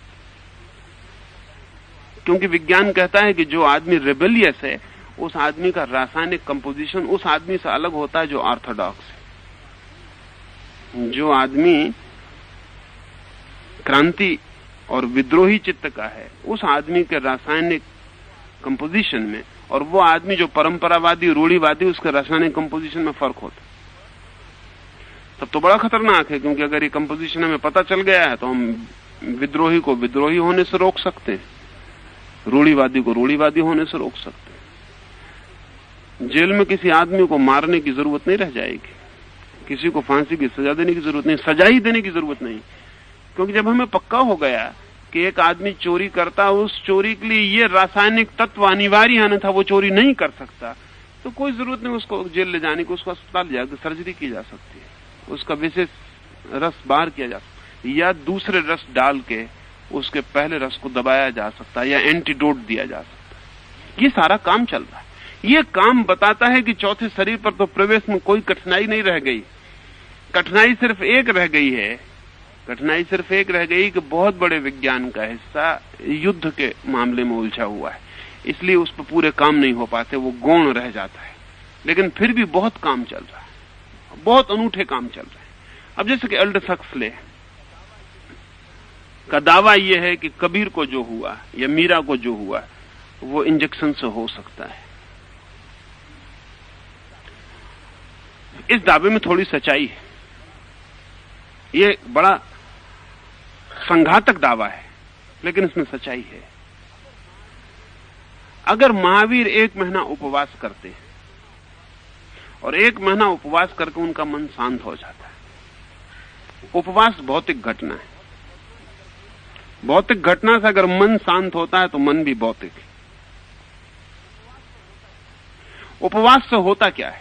1 महीने के उपवास से शरीर का पूरा रासायनिक व्यवस्था बदल जाती है, और तो कुछ होता नहीं। जो भोजन मिलने चाहिए वो नहीं मिल पाते, जो तत्व शरीर में इकट्ठे हो गए थे रिजर्वायर में वो सब खत्म हो जाते, चर्बी कम हो जाती, कुछ जरूरी तत्व बचा लिए जाते हैं, गैर जरूरी नष्ट हो जाते। तो शरीर का पूरा जो रासायनिक इंतजाम था महीने भर के पहले वो बदल जाता है। विज्ञान कहता है कि 1 महीने परेशान होने की क्या जरूरत है, रासायनिक इंतजाम उसी अनुपात में अभी बदला जा सकता है, इसी वक्त।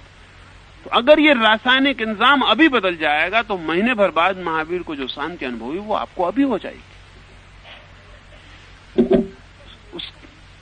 उसका बुनियाद तो वही है। अब जैसे मैं ध्यान में कहता हूं कि आप जोर से श्वास लें, अगर 1 घंटा तीव्र श्वास लेने से होने वाला क्या है? सिर्फ आपके ऑक्सीजन का अनुपात बदल जाएगा। लेकिन ये ऑक्सीजन का अनुपात तो बाहर से बदला जा सकता है, इसको 1 घंटा आपसे मेहनत करवाना जरूरी नहीं। ये तो इस कमरे की ऑक्सीजन का अनुपात बदल के भी किया जा सकता है कि यहां बैठे हुए सारे लोग शांत हो जाएं, प्रफुल्लित हो जाएं। तो विज्ञान चौथे शरीर पर तो कई तरफ से प्रवेश कर गया है और रोज प्रवेश करता जा रहा है। अब जैसे कि तुम्हें ध्यान में अनुभूतियां होंगी, सुगंध आएगी, रंग दिखाई पड़ेंगे, ये सब ध्यान में बिना जाए भी हो सकता है अब, क्योंकि विज्ञान ने ये सब पता लगा लिया ठीक से कि जब तुम्हें भीतर रंग दिखाई पड़ते हैं तो तुम्हारे मस्तिष्क का कौन सा हिस्सा सक्रिय होता है, उसके सक्रिय होने की तरंगें कितनी होती है। समझ लें कि मेरे मस्तिष्क का पीछे का हिस्सा जब सक्रिय होता है तब मुझे भीतर रंग दिखाई पड़ते हैं, सुंदर रंग दिखाई पड़ते हैं। ये जांच बता देती है कि इस वक्त जब तुम्हें रंग दिखाई पड़ रहे हैं तुम्हारे मस्तिष्क का कौन सा हिस्सा तरंगित है और उसमें कितने वेवलेंथ की तरंगें उठ रही।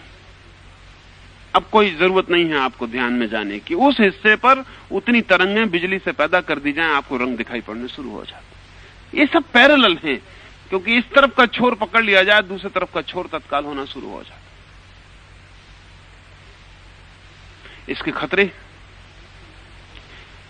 कोई भी नई खोज और मनुष्य जितने भीतर जाती उतने खतरे बढ़ते चले जाते। अब जैसे कि हमने आदमी को कितनी उम्र बढ़ानी हम अब बढ़ा सकते हैं। अब कोई उम्र प्रकृति की बात नहीं, विज्ञान के हाथ में आ गई। तो आज यूरोप और अमेरिका में हजारों ऐसे बूढ़े हैं जो ये मांग कर रहे हैं अथनासिया की कि हमें स्वमरण का अधिकार चाहिए, क्योंकि उनको लटका दिया गया खाटों पर, वो लटके और उनको ऑक्सीजन दी जा रही और वो अंतहीन काल तक उनको जिंदा रखा जाता। अब एक 90 साल का बुढ़ा वो कहता हमें मरना है, लेकिन डॉक्टर कहता हम मरने में सहयोगी नहीं हो सकते क्योंकि कानून उसको हत्या कहता है। अच्छा, उसका बेटा भी मन में भी सोचता हो कि पिता तकलीफ भोग रहा, तब भी खुले नहीं कह सकता कि पिता को मार डाला जाए, और पिता को अब जिलाया जा सकता है। और एक मशीन पैदा हो गई जो उसको जिलाए रखेगी, अब वो बिल्कुल मरा हुआ जिंदा रहेगा। अब ये एक लिहाज से खतरनाक है। हमारा पुराना जो कानून है वो तब का है जब हम आदमी को जिंदा नहीं रख सकते, सिर्फ मार सकते थे। अब कानून बदलने की जरूरत है क्योंकि हम जिंदा भी रख सकते हैं, और इतने सीमा तक जिंदा रख सकते हैं कि वो आदमी चिल्ला के कहने लगे कि मेरे साथ अत्याचार हो रहा है, हिंसा हो रही, कि अब मैं जिंदा नहीं रहना चाहता हूं, ये क्या मेरे साथ हो रहा है। यानी कभी हम एक आदमी को सजा देते थे कि इस आदमी ने गुनाह किया, इसकी हत्या कर दो। कोई आश्चर्य नहीं कि 50 साल बाद हम एक आदमी को सजा दें कि इस आदमी ने गुनाह किया, इसको मरने मत देना। इसमें कोई कठिनाई, और ये पहली सजा से ज्यादा बड़ी सजा सिद्ध होगी, क्योंकि मर जाना एक क्षण का मामला है और जिंदा रहना सदियों का हो सकता है। तो जब भी कोई नई खोज होती और मनुष्य के भीतर होती तो उसके दोहरे परिणाम होंगे। इधर नुकसान का भी खतरा है, फायदा भी हो सकता है। ताकत जब भी आती है तो दो तरफा होती है। अब मनुष्य के चौथे शरीर पर विज्ञान चला गया है, जा रहा है, और आने वाले 50 वर्षों में, 50 वर्ष नहीं कहने चाहिए, आने वाले 30 वर्षों में, क्योंकि ये बात तुम्हें शायद ख्याल में ना हो कि हर सदी के अंत पर उस सदी ने जो कुछ किया है वो क्लाइमेक्स पे पहुंच जाता है। हर सदी के अंत पर उस सदी में जो भी पैदा होता है सदी के अंत होते होते अपनी चरम स्थिति में आ जाता है। तो हर सदी अपने काम को अपने अंत तक पूरा करती है। इस सदी ने बहुत से काम उठा रखे हैं जो कि 30 साल में पूरे होंगे। उनमें मनुष्य के मन शरीर पर प्रवेश बहुत बड़ा काम है जो पूरा हो जाए। 5वां जो शरीर है जिसको मैं आत्म शरीर कह रहा हूं वो चौथे का भी सूक्ष्मतम रूप है। विचार की ही तरंगे नहीं, मेरे होने की भी तरंगे हैं। अगर मैं बिल्कुल भी चुप बैठा हूं, मेरा भीतर कोई विचार नहीं चल रहा है, तब भी मेरा होना भी तरंगित हो रहा है। तुम अगर मेरे पास आओ, मेरे पास कोई विचार नहीं है, तब भी तुम मेरे तरंगों के क्षेत्र में आओगे। और मजा यह है कि मेरे विचार की तरंगें उतनी मजबूत नहीं है और उतनी पेनिट्रेटिंग नहीं है जितने मेरे सिर्फ होने की तरंगे। इसलिए जिस आदमी की निर्विचार स्थिति बन जाती वो बहुत प्रभावी हो जाता, उसके प्रभाव का कोई हिसाब लगाना मुश्किल है। उसके प्रभाव का हिसाब ही लगाना मुश्किल है, क्योंकि उसके भीतर से अस्तित्व की तरंगें उठनी शुरू हो जाती। वो आदमी की जानकारी में सबसे सूक्ष्म तरंगे आत्म शरीर की। इसलिए बहुत बार ऐसा हुआ, जैसे महावीर के संबंध में जो बात है वो सही है कि वो बोले नहीं, बहुत कम बोले, शायद नहीं ही बोले, वो सिर्फ बैठे रहेंगे। लोग उनके पास आके बैठ जाएंगे और समझ लेंगे, चले जाएंगे। ये उस दिन संभव था, ये आज बहुत कठिन हो गया। आज इसलिए कठिन हो गया कि अस्तित्व की जितनी आत्म शरीर की जो गहरी तरंगे हैं वो आप भी तभी अनुभव कर पाएंगे जब आप भी बीच विचार को खोने को तैयार हो। नहीं तो आप अगर बहुत नॉइज से भरे हैं अपने विचारों की, तो वे बहुत सूक्ष्म तरंगें चूक जाएंगी, आपके आर पार निकल जाएंगी, आप उनको पकड़ नहीं पाएंगे। तो अस्तित्व की तरंगें अगर पकड़ में आने लगे और दोनों तरफ अगर निर्विचार हो तो बोलने की कोई जरूरत ही नहीं। तब हम ज्यादा गहरे में कोई बात कह पाते हैं और वो सीधी चली जाती। उसमें तुम व्याख्या भी नहीं करते, व्याख्या का उपाय भी नहीं होता, उसमें डमाडोल भी नहीं होते, ऐसा होगा कि नहीं होगा ये भी नहीं होता। वो तो सीधा तुम्हारा अस्तित्व जानता है कि हो गया।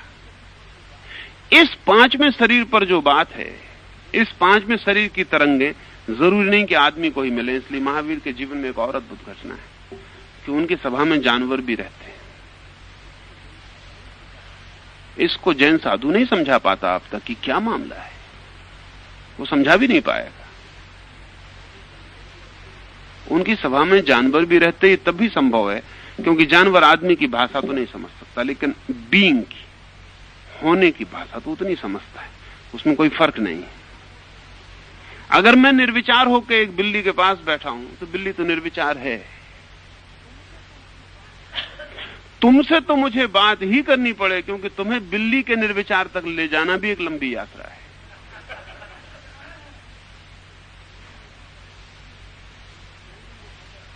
तो इसमें कोई कठिनाई नहीं है। अगर आत्म शरीर से तरंगें निकल रही हों तो उसको पशु भी समझ सकते हैं, पौधे भी समझ सकते हैं, पत्थर भी समझ सकते हैं। इसमें कोई कठिनाई नहीं है। इस शरीर तक भी प्रवेश हो जाएगा, पर चौथे के बाद ही हो सकेगा। और चौथे में प्रवेश हो गया है, उसके द्वार कई जगह से तोड़ लिए गए। तो आत्म स्थिति को तो विज्ञान जल्दी स्वीकार कर लेगा, बाद में जरा कठिनाई है। इसलिए मैंने कहा कि 5वें शरीर तक चीजें बड़ी वैज्ञानिक ढंग से साफ हो सकती। बाद में कठिनाई होनी शुरू हो जाए। उसके कारण, क्योंकि विज्ञान को अगर ठीक से हम समझें तो वो स्पेशलाइजेशन है, वो किसी एक दिशा में विशेषज्ञता है, चुनाव है। इसलिए विज्ञान उतना ही गहरा होता जाता है जितना वो किसी चीज के संबंध में, कम से कम चीज के संबंध में ज्यादा से ज्यादा जानने लगता है। To know about the little and to know more, तो दोहरा काम है उसका। ज्यादा जानता है लेकिन और छोटी चीज के संबंध में, और छोटी चीज के संबंध में, और छोटी चीज के संबंध में, छोटी चीज करता जाता है और ज्ञान को बढ़ाता जाता है। इससे पहले एक डॉक्टर था तो पूरे शरीर के संबंध में जानता था, अब कोई डॉक्टर पूरे शरीर के संबंध में नहीं जानता। और अगर वैसा कोई पुराना डॉक्टर बच गया है तो वो सिर्फ रिलिक्स है, वो चले जाएंगे, वो बच नहीं सकते। वो पुराने खंडहर हैं जिनको विदा हो जाना पड़ेगा, क्योंकि वो डॉक्टर अब भरोसे के योग नहीं रह गया। वो इतनी ज्यादा चीज के संबंध में जानता है कि ज्यादा नहीं जान सकता, तो कम ही जान सकता। तब आंख का डॉक्टर अलग है, कान का डॉक्टर अलग है, वो ज्यादा भरोसे के योग, क्योंकि वो इतनी छोटी चीज के संबंध में जानता है कि ज्यादा जान सकता है। आज तो आंख पर ही इतना साहित्य है कि एक आदमी अपनी पूरी जिंदगी भी जानने में लगा है तो पूरा साहित्य नहीं जान सकता। इसलिए आज नहीं कल बाईं आंख और दाईं आंख का डॉक्टर अलग हो सकता है, बांटना पड़ सकता है। कल हम आंख में भी विभाग कर सकते हैं कि कोई सफेद हिस्से के संबंध में जानता है, कोई काले हिस्से, क्योंकि वो भी बहुत बड़ी घटना है और उनमें भी अगर विस्तार में। और विज्ञान का मतलब ही ये है कि वो रोज छोटा करता जाता है अपना फोकस, इसलिए विज्ञान बहुत जान पाता है, उसका फोकस होता है कम, कंसंट्रेटेड हो जाता है।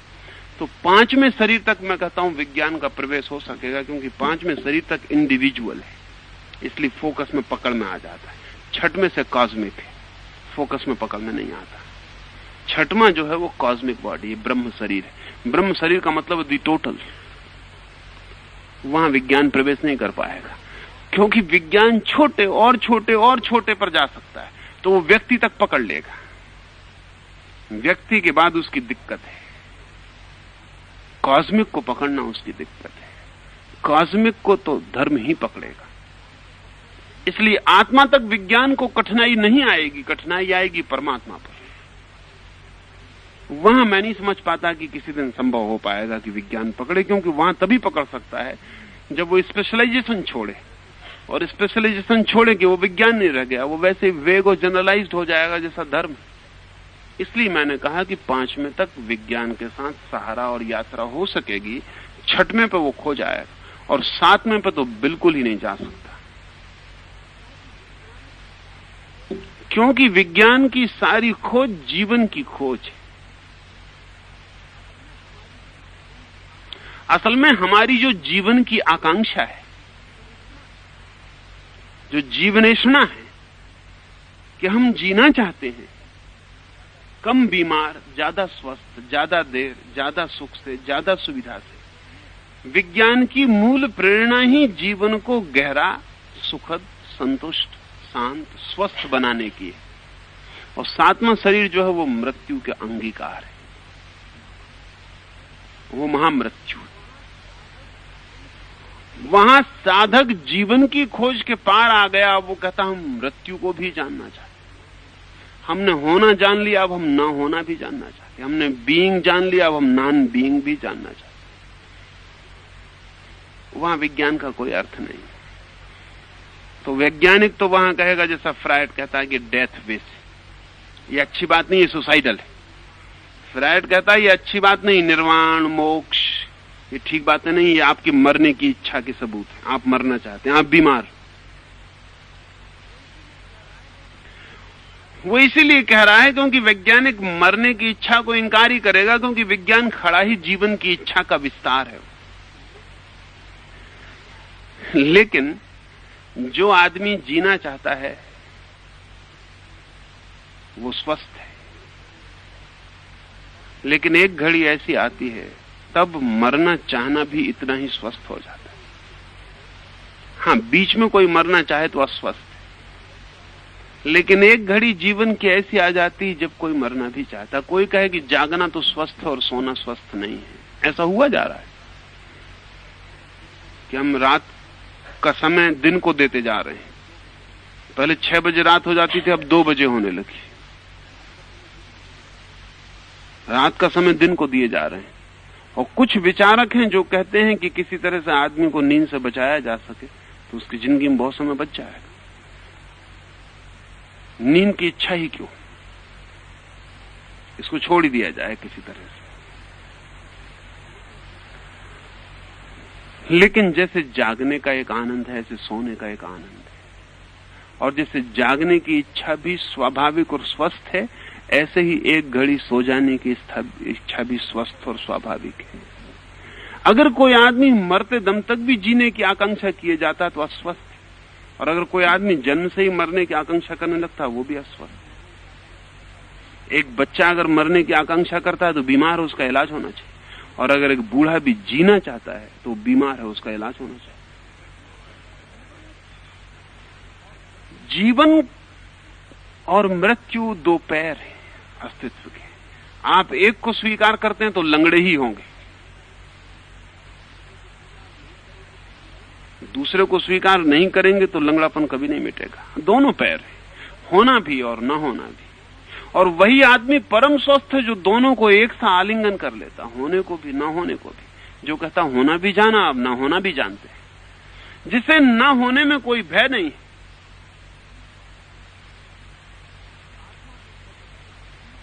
तो 7वां जो शरीर है वो तो सिर्फ उन्हीं साहसी लोगों के लिए है जिन्होंने जीवन जान लिया, और अब जो मृत्यु भी जानना चाहते हैं, जो कहते हैं इसे भी खोजेंगे, जो कहते हैं हम इसे भी जानेंगे, जो कहते हैं हम मिट जाने को भी जानना चाहते हैं। ये मिट जाना क्या है, ये खो जाना क्या है, ये ना हो जाना क्या है।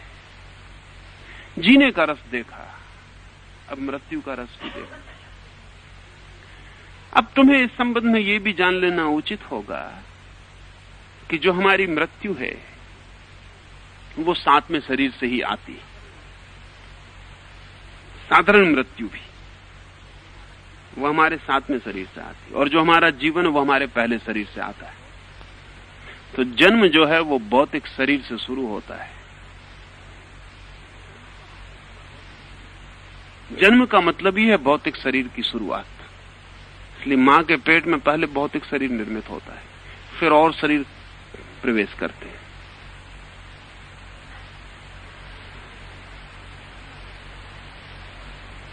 पहला शरीर हमारा जन्म की शुरुआत है, और अंतिम शरीर जिसको निर्वाण शरीर मैंने कहा वो हमारी, वहां से हमारी मृत्यु आती है। और जो इस भौतिक शरीर को जोर से पकड़ लेता है वो इसलिए मौत से बहुत डरता है, और जो मौत से डरता है वो 7वें शरीर को नहीं जान पाएगा कभी। इसलिए धीरे धीरे भौतिक शरीर से पीछे हटते हटते वो घड़ी आ जाती जब हम मौत को भी अंगीकार कर लेते, तभी हम जान पाते। और जो मौत को जान लेता है वो परिपूर्ण अर्थों में मुक्त हो जाता है, क्योंकि तब जीवन और मृत्यु एक ही चीज के 2 पहलू हो जाते हैं, और वो दोनों के बाहर हो जाते हैं। ये 7वें शरीर तक विज्ञान कभी जाएगा इसकी कोई आशा नहीं है। 6वें शरीर तक जा सकेगा इसकी संभावना नहीं है। 5वें तक जा सकता है क्योंकि 4थे के द्वार खुल गए हैं, और 5वें पे जाने में कोई कठिनाई नहीं रह गई। वस्तुतः सिर्फ ऐसे लोगों की जरूरत है जिनके पास वैज्ञानिक बुद्धि हो और जिनके पास धार्मिक हृदय हो, वो अभी प्रवेश कर जाएं। ये मुश्किल कॉम्बिनेशन है थोड़ा सा,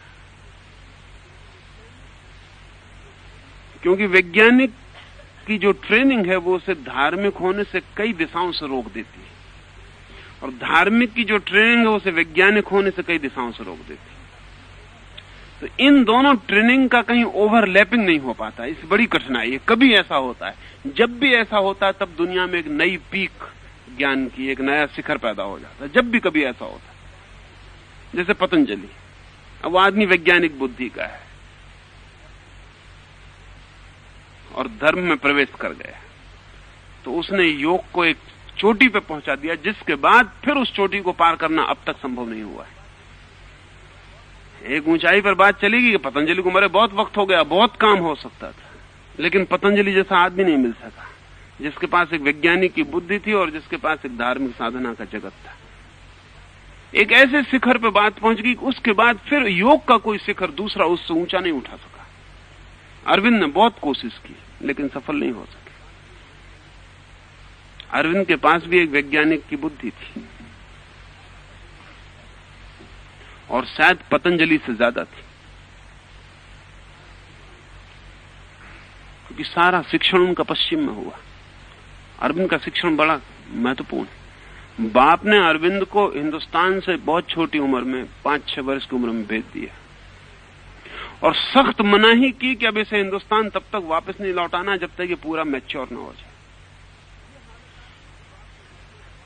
ये हालत आ गई कि बाप के मरने का वक्त आ गया और लोगों ने चाहा कि अरविंद को वापस भेज दें। उन्होंने कहा कि नहीं, मैं मर जाऊं ये बेहतर। लेकिन लड़का पूरी तरह पश्चिम को पी के लौटे, पूरब की छाया भी न पड़ जाए उस पर, उसे खबर भी ना दी जाए कि मैं मर गया। हिम्मतवर बाप था ऐसे। तो अरविंद पूरे पश्चिम को पी के लौटे। अगर हिंदुस्तान में कोई आदमी ठीक अर्थों में वेस्टर्न था तो वो अरविंद थे। वो अपनी भाषा उनको लौट के सीखने पड़ी, मातृभाषा। वो तो सब भूल भाल गए थे। तो विज्ञान तो पूरा हो गया इस आदमी में, लेकिन धर्म पीछे से आरोपित था। वो बहुत गहरा नहीं जा सका। धर्म जो था वो बहुत बाद में ऊपर से प्लांटेड था, वो बहुत गहरा नहीं जा सका। नहीं तो पतंजलि से ऊंचा शिखर अरविंद छू सकते थे, वो नहीं हो सका। वो ट्रेनिंग जो थी पश्चिम की, वो बहुत गहरे अर्थों में बाधा बन गई। और बाधा इस तरह से बन गई कि वो जैसा वैज्ञानिक सोचता है उसी तरह से सोचने में लग गए। तो डार्विन की सारी एवोल्यूशन वो धर्म में ले आए। पश्चिम से जो जो ख्याल लाए थे उन सब ने धर्म में उन्हें प्रवेश कर दिया, लेकिन धर्म का उनके पास कोई ख्याल नहीं था वो जो विज्ञान में प्रवेश करते। इसलिए विज्ञान की बड़ी काया, बड़ा वॉल्यूमिनस साहित्य उन्होंने रच डाला, लेकिन उसमें धर्म नहीं है। धर्म उसमें बहुत ऊपरी है। जब भी कभी ऐसा हुआ है कि वैज्ञानिक बुद्धि और धार्मिक बुद्धि का कहीं कोई तालमेल हो गया तो बड़ा शिखर छुआ जा सकता है। ऐसा पूरब में हो सकेगा इसकी संभावना कम होती जाती है, क्योंकि पूरब के पास धर्म भी खो गया और विज्ञान तो है ही नहीं। पश्चिम में हो सके इसकी संभावना ज्यादा है, क्योंकि विज्ञान अति से हो गया है। और जब भी कोई अति से हो जाती चीज तो पेंडुलम दूसरी तरफ झूलना शुरू हो जाता। तो पश्चिम का जो बहुत बुद्धिमान वर्ग है वो जिस रस से अब गीता को पढ़ता है उस रस से हिंदुस्तान में कोई नहीं पढ़ता। जब पहली दफा शोपेनहावर ने गीता पढ़ी तो सिर पर रख के वो नाचने लगा, नाचता हुआ घर के बाहर आ गया। और लोगों ने कहा क्या हो गया, पागल हो गया? उसने कहा कि ग्रंथ पढ़ने योग नहीं, सिर पर रख के नाचने योग। मुझे पता ही नहीं था कि ऐसी बात कहने वाले लोग भी हो गए। ये क्या कह दिया? ये भाषा में आ सकता है, ये शब्द में बन सकता है। मैं तो सोचता था बन ही नहीं सकता, ये तो बन गया, ये तो कुछ बात कह दी गई। अब हिंदुस्तान में गीता सिर पर रख के नाचने वाला आदमी नहीं मिलेगा। हाँ, बहुत लोग मिलेंगे जो गीता की बैलगाड़ी बना के और उस पर सवार होकर चल रहे हैं, वो लोग मिलेंगे। वो उनसे कोई अर्थ नहीं होता। पर इस सदी के पूरे होते होते एक बड़ा शिखर छू लिया जा सकेगा, क्योंकि जब जरूरत होती है तो हजार कारण सारे जगत में सक्रिय हो जाते हैं। आइंस्टीन मरते मरते धार्मिक आदमी होकर मरा है, जीते जीती वैज्ञानिक था, मरते मरते धार्मिक आदमी होकर मरा है। इसलिए जो दूसरे बहुत अति से वैज्ञानिक हैं वो कहते हैं आइंस्टीन की आखिरी बातों को गंभीरता से नहीं लेना चाहिए, उसका दिमाग खराब हो गया हो, क्योंकि आखिर में उसने जो कहा है वो बहुत अद्भुत है। आइंस्टीन आखिरी वक्त कहते मरा है कि मैं सोचता था जगत को जान लूंगा, लेकिन जितना जाना उतना पाया कि जानना असंभव है, जानने को अनंत शेष है। और मैं सोचता था कि एक दिन विज्ञान जगत के रहस्य को तोड़ के गणित का सवाल बना देगा, मिस्ट्री खत्म हो जाएगी। लेकिन गणित का सवाल बड़ा होता चला गया, जगत की मिस्ट्री तो कम न हुई, गणित का सवाल ही और बड़ी मिस्ट्री हो गया। अब उसको भी हल करना मुश्किल है। पश्चिम में और भी चोटी के 2-4 वैज्ञानिक धर्म की परिधि के करीब घूम रहे हैं। विज्ञान में वैसी संभावनाएं पैदा हो गई क्योंकि वो जैसे तीसरे शरीर के करीब पहुंच रहा है, दूसरे को वो पार कर गया है। जैसे वो तीसरे के करीब पहुंच रहा है, धर्म की प्रतिध्वनि अनिवार्य है, क्योंकि अब वो अनसर्टेनिटी के, प्रोबेबिलिटी के, अनिश्चय के, अननोन के जगत में खुद ही प्रवेश कर रहा है। अब उसको कहीं ना कहीं स्वीकार करना पड़ेगा, अज्ञात है। अब उसको स्वीकार करना पड़ेगा, जो दिखाई पड़ता है उससे अतिरिक्त भी है, जो नहीं दिखाई पड़ता वो भी है, जो नहीं सुनाई पड़ता वो भी है। क्योंकि आज से 100 ही साल पहले हम कह रहे थे जो नहीं सुनाई पड़ता वो नहीं, जो नहीं दिखाई पड़ता वो नहीं, जो नहीं स्पर्श में आता वो नहीं। अब विज्ञान कहता है नहीं, इतना है कि स्पर्श में तो बहुत कम आता है, स्पर्श की तो बड़ी सीमा है, अस्पर्श का बड़ा विस्तार। इतना है कि सुनाई तो बहुत कम पड़ता है, न सुनाई पड़ने वाला अनंत है। इतना है कि दिखाई तो छोटा सा पड़ता है, न दिखाई पड़ने वाला अदृश्य अछोर है। असल में हम हमारी आंख जितना पकड़ती है बहुत छोटा सा पकड़ती है, एक खास वेवलेंथ पर हमारी आंख पकड़ती है, और एक खास वेवलेंथ पर हमारा कान सुनता है, और उसके नीचे करोड़ों वेवलेंथ हैं, उसके ऊपर करोड़ों वेवलेंथ। कभी ऐसी भूल हो जाती है, एक आदमी पिछले दफा आल्स पर कहीं किसी पहाड़ पर चढ़ता था और गिर पड़ा।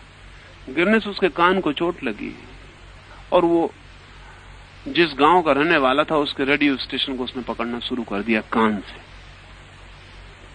जब वो अस्पताल में भर्ती था तो वो बहुत मुश्किल में पड़ गया। वो दिन भर, अब वहां कोई ऑन ऑफ करने का उपाय नहीं कान में अभी। पहले तो वो समझा कि कुछ क्या हो रहा है, मेरा दिमाग खराब हो रहा है, क्या हो रहा है, लेकिन धीरे धीरे चीजें साफ होने लगी। और उसने डॉक्टर से कहा ये क्या हो रहा है, आसपास कोई रेडियो बजाता है या क्या बात है अस्पताल में, क्योंकि मुझे सब सुनाई पड़ता है। उनका ना रेडियो अस्पताल में कहां बज रहा है, आपको वहम हो गया होगा। उसने कहा कि नहीं, मुझे ये समाचार सुनाई पड़ रहे हैं। डॉक्टर भागा, बाहर गया, ऑफिस में जाकर रेडियो बजाया। उस वक्त उसके गांव के स्टेशन पे समाचार सुनाई पड़ रहे थे, जो उसने बताए थे वो बताया जा रहा। फिर तो तालमेल बिठाया गया, पाया गया उसका कान सक्रिय हो गया है। उसका कान जो है वेवलेंथ बदल गई चोट लगने से।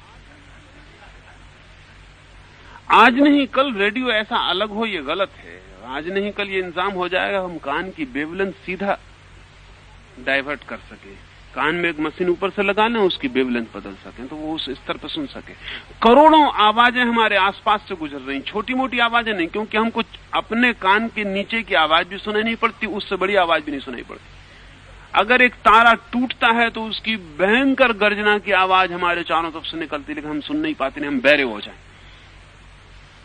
बड़ी बड़ी आवाजें निकल रही, बड़ी छोटी आवाजें निकल रही, वो हमारे पकड़ में नहीं है। बस एक छोटा सा दायरा है हमारा, जैसे कि हमारी शरीर की गर्मी का एक दायरा है कि 98 डिग्री से 110 डिग्री के बीच हम जीते। इधर 98 से नीचे गिरना शुरू हुए कि मरने के करीब पहुंचे, उधर 110 के पार गए कि मरे। ये 10-12 डिग्री की हमारी कुल दुनिया है। गर्मी बहुत है, आगे भी बहुत है, पीछे भी कम बहुत है, उससे हमारा कोई संबंध नहीं है। इसी तरह हर चीज की हमारी एक सीमा है, पर उस सीमा के बाहर जो है उसके बाबत वो भी है। विज्ञान ने उसकी स्वीकृति शुरू कर दी। स्वीकृति होती है, फिर धीरे से खोज शुरू हो जाती है कि वो कहां है, कैसी है, क्या है। उस सबको जाना जा सकेगा, उस सबको पहचाना जा सकेगा। और इसलिए मैंने कहा था कि 5वें तक संभव हो सकता है।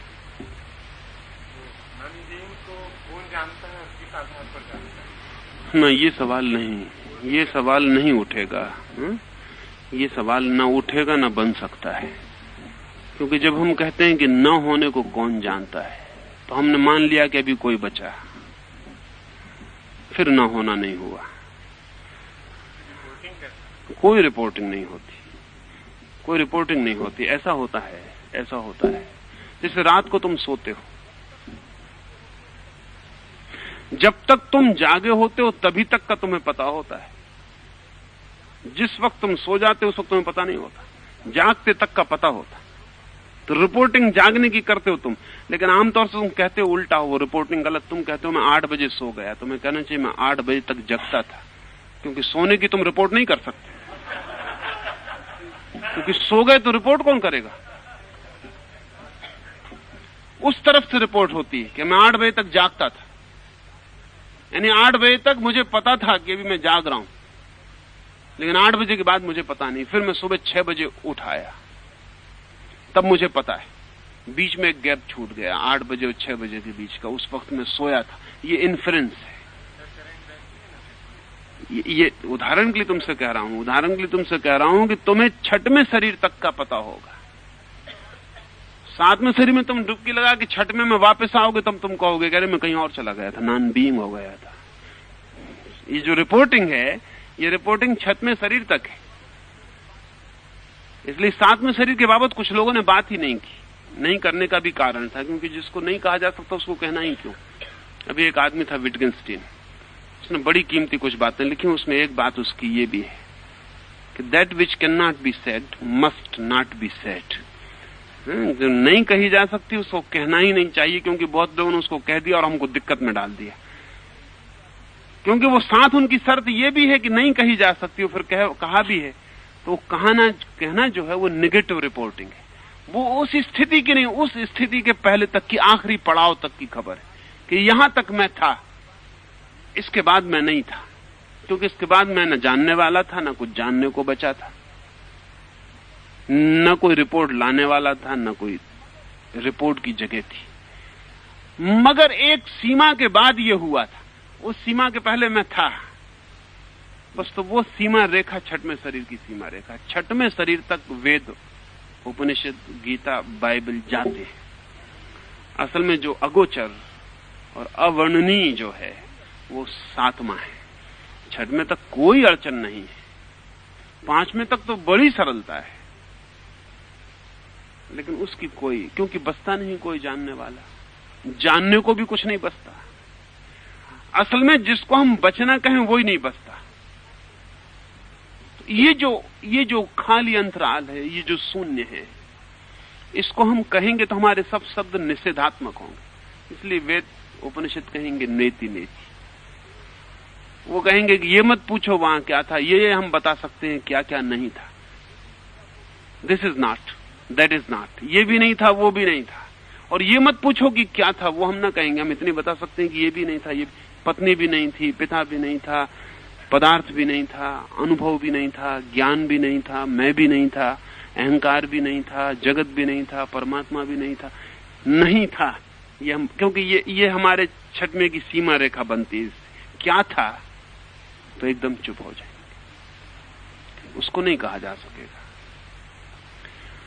इसलिए ब्रह्म तक खबरें दे दी गई। इसलिए जिन लोगों ने ब्रह्म के बाद की खबरें दी, खबर तो निषेधात्मक होगी, इसलिए वो हमको नेगेटिव लगे। जैसे बुद्ध ने बड़ी मेहनत की उस के बाबत खबर देने की, इसलिए सब नकार है, इसलिए सब निषेध है। इसलिए हिंदुस्तान के मन को बात नहीं पकड़ी। ब्रह्म ज्ञान हिंदुस्तान को पकड़ता था, वहां तक पॉजिटिव चलता है, ब्रह्म ऐसा है, आनंद है, चित्त है, सत है, यहां तक चलता है, यहां तक पॉजिटिव असर्शन हो जाता है। हम कह सकते हैं ये है, ये है, ये है। बुद्ध ने जो है नहीं है उसकी बात करनी, वो 7वें की बात करने की, शायद उन अकेले आदमी ने 7वें की बात करने की बड़ी मेहनत की। इसलिए बुद्ध की जड़ें उखड़ गई इस मुल्क से, क्योंकि वो जिस जगह की बात कर रहे थे वहां जड़ें नहीं है, जिस जगह की बात कर रहे थे वहां के लिए कोई आकार नहीं है, रूप नहीं है। हम सब सुनते थे, हमें लगा कि बेकार है, वहां जाके भी क्या करेंगे जहां कुछ भी नहीं है। हमें तो कुछ ऐसी जगह बताइए जहां हम तो होंगे कम से कम। बुद्ध ने कहा तुम तो होगे ही नहीं, तो हमें लगा कि फिर इस खतरे में क्यों पड़ना, हम तो अपने को बचाना चाहते हैं आखिर तक। इसलिए बुद्ध और महावीर दोनों मौजूद थे, लेकिन महावीर की बात लोगों को ज्यादा समझ में पड़ी, क्योंकि महावीर ने 5वें के आगे बात ही नहीं की, 6वें की भी बात नहीं की। क्योंकि महावीर के पास एक वैज्ञानिक चित्त था और उनको 6वां भी लगा कि वो भी शब्द वहां डमाडोल संदिग्ध हो जाते हैं। 5वें तक शब्द बिल्कुल थिर चलता है और एकदम वैज्ञानिक रिपोर्टिंग संभव है कि हम कह सकते हैं ऐसा है, ऐसा है। क्योंकि 5वें तक हमारा जो अनुभव है उससे तालमेल खाती हुई चीजें मिल जाती। समझ लो कि एक आदमी एक महासागर में एक छोटा सा द्वीप है, उस द्वीप पर एक ही तरह के फूल खिलते हैं, छोटा द्वीप है, एक ही तरह के फूल खिलते हैं। 10-50 लोग उस द्वीप पर रहते हैं, वो कभी बाहर नहीं गए। तो वहां से कोई यात्री जहाज निकल रहा है और एक उनमें कोई बुद्धिमान आदमी है, वो उसको अपने जहाज पर ले आता है, वो अपने देश में उसे ले आता है। वो यहां हजारों तरह के फूल देखता है। फूल का मतलब उसके लिए एक ही फूल था। फूल का मतलब वही फूल था जो उसके द्वीप पर होता था। पहली दफे फूल के मतलब का विस्तार होना शुरू होता है। फूल का मतलब वही नहीं था जो था। अब उसे पता चलता है कि फूल तो हजारों हैं। वो कमल देखता है, वो गुलाब देखता है, वो चंपा देखता है, चमेली देखता है। अब वो बड़ी मुश्किल में पड़ जाता है कि मैं जाके लोगों को कैसे समझाऊंगा कि फूल का मतलब यही फूल नहीं होता। फूलों के नाम होते हैं, उसके द्वीप पे नाम नहीं होंगे, क्योंकि जहां एक होता वहां नाम नहीं होता, वहां फूल ही नाम होगा। वो काफी है। गुलाब का फूल कहने की कोई जरूरत नहीं, चंपा का फूल कहने की कोई जरूरत नहीं। अब वो कहेगा कि मैं उनको कैसे समझाऊंगा कि चंपा क्या है? वो कहेंगे फूल ही ना। तो फूल तो उनका एक साफ है उनके सामने। अब वो आदमी लौटता है, अब वो बड़ी मुश्किल में पड़ गया है। फिर भी कुछ उपाय है, क्योंकि एक फूल तो कम से कम उस द्वीप पर है। फूल तो है कम से कम। वो बता सकता है कि ये लाल रंग है, सफेद रंग का भी फूल होता है, उसको ये नाम कहते हैं। ये छोटा फूल है, बहुत बड़ा फूल होता है, उसको कमल कहते हैं। फिर भी उस द्वीप के निवासियों को वो थोड़ा बहुत कम्युनिकेट कर पाएगा, क्योंकि एक फूल उनकी भाषा में है और दूसरे फूलों को भी थोड़ा इशारा किया जा सकता है। लेकिन समझ लें कि वो आदमी चांद पे चला जाए, वो आदमी जहाज पे बैठ के किसी द्वीप पर ना आए, बल्कि एक अंतरिक्ष यात्री उसको चांद पे ले जाए, जहां फूल है ही नहीं, जहां पौधे नहीं, जहां हवा का आयतन अलग है, दबाव अलग है, और वो अपने द्वीप पे वापस लौटे और उस द्वीप के लोग पूछें कि तुम क्या देख कर आए, चांद पर क्या पाया, तो खबर देना और मुश्किल हो जाए, क्योंकि कोई तालमेल नहीं बैठता कि वो कैसे खबर दे, क्या कहे, वहां क्या देखा। उसकी भाषा में उसे कोई शब्द ना मिले। ठीक ऐसी स्थिति है। 5वें तक हमारी जो भाषा है उससे हमें शब्द मिल जाते हैं, पर वो शब्द ऐसे होते हैं कि 1000 फूल और एक फूल का फर्क होता है। 6वें से भाषा गड़बड़ होनी शुरू हो जाती है। 6वें से हम ऐसी जगह पहुंचते हैं जहां एक और अनेक का भी फर्क नहीं है और मुश्किल होनी शुरू हो जाती है। फिर भी निषेध से थोड़ा बहुत काम चलाया जा सकता है, या टोटलिटी की धारणा से थोड़ा बहुत काम चलाया जा सकता है। हम कह सकते हैं कि वहां कोई सीमा नहीं है, असीम है। सीमाएं हम जानते हैं, असीम हम नहीं जानते। तो सीमा के आधार पर हम कह सकते हैं कि वहां सीमाएं नहीं है, असीम है। वहां तो भी थोड़ी धारणा मिलेगी, हालांकि पक्की नहीं मिलेगी। हमें शक तो होगा कि हम समझ गए, हम समझेंगे नहीं, इसलिए बड़ी गड़बड़ होती है। हमें लगता है कि हम समझ गए, ठीक तो कह रहे हैं कि सीमाएं वहां नहीं, लेकिन सीमाएं नहीं होने का क्या मतलब होता है? हमारा सारा अनुभव सीमा का है। ये वैसे ही समझना है जैसे उस द्वीप के आदमी कहेंगे अच्छा हम समझ गए, फूल ही ना। तो वो आदमी कहेगा नहीं, उस फूल को मत समझ लेना, क्योंकि उससे कोई मामला नहीं है, हम बहुत दूसरी बात कर रहे हैं। ऐसा फूल तो वहां होता ही नहीं, वो कहेगा। वो लोग कहेंगे फिर उनको फूल किस लिए कहते हो जब ऐसा फूल नहीं होता? फूल तो यही है। हमको भी शक होता है कि हम समझ गए, कहते हैं असीम है परमात्मा, हम कहते समझ गए, लेकिन हमारा सारा अनुभव सीमा का है, समझे हम कुछ भी नहीं। सिर्फ सीमा शब्द को समझने की वजह से, उसमें आ लगाने से हमको लगता है कि सीमा वहां नहीं होंगी, हम समझ गए, लेकिन सीमा नहीं होंगी। इसको जब कंसीव करने बैठेंगे कि कहां होगा ऐसा जहां सीमा नहीं होंगी, तब आप घबरा जाएंगे, क्योंकि आप कितना ही सोचें सीमा रहेगी। आप और बढ़ जाएं, अरब खरब संख्या टूट जाए, मील और प्रकाश वर्ष समाप्त हो जाएं, जहां भी आप रोकेंगे फौरन सीमा खड़ी हो जाए। असीम का मतलब हमारे मन में इतना ही हो सकता है जिसकी सीमा बहुत दूर है, ज्यादा से ज्यादा इतनी दूर है कि हमारी पकड़ में नहीं आती, लेकिन होगी तो। चूक गए, वो नई बात पकड़ में आई। इसलिए छठवें तक की बात कही जाएगी, लोग समझेंगे, समझ गए, समझेंगे नहीं। सातवें की बात तो इतना भी नहीं समझेंगे कि समझ गए। सातवें की बात का तो कोई सवाल ही नहीं। वो तो साथ भी कह देंगे क्या एब्सर्ड बातें कर रहे हो, ये क्या कह रहे हो।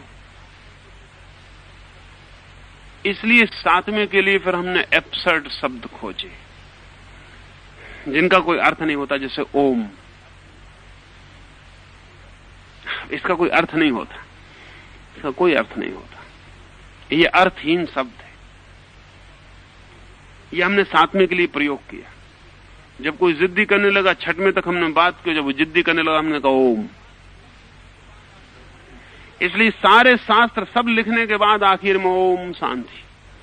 ओम शांति का मतलब आप समझते हैं, सातवां समाप्त, अब इसके आगे नहीं बात।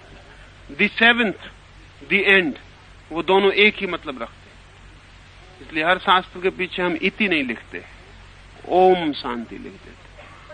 वो ओम सूचक है सातवें का कि अब कृपा करो, इसके आगे बातचीत नहीं चलेगी, अब शांत हो जाओ। तो हमने एक एब्सर्ड शब्द खोजा, उसका कोई अर्थ नहीं है, उसका कोई मतलब नहीं होता। तो उसका कोई मतलब होता हो, मतलब हो तो बेकार हो गया, क्योंकि हमने उस दुनिया के लिए खोजा जहां सब मतलब खत्म हो जाते हैं, वो गैर मतलब शब्द। इसलिए दुनिया की कोई भाषा में वैसा शब्द नहीं।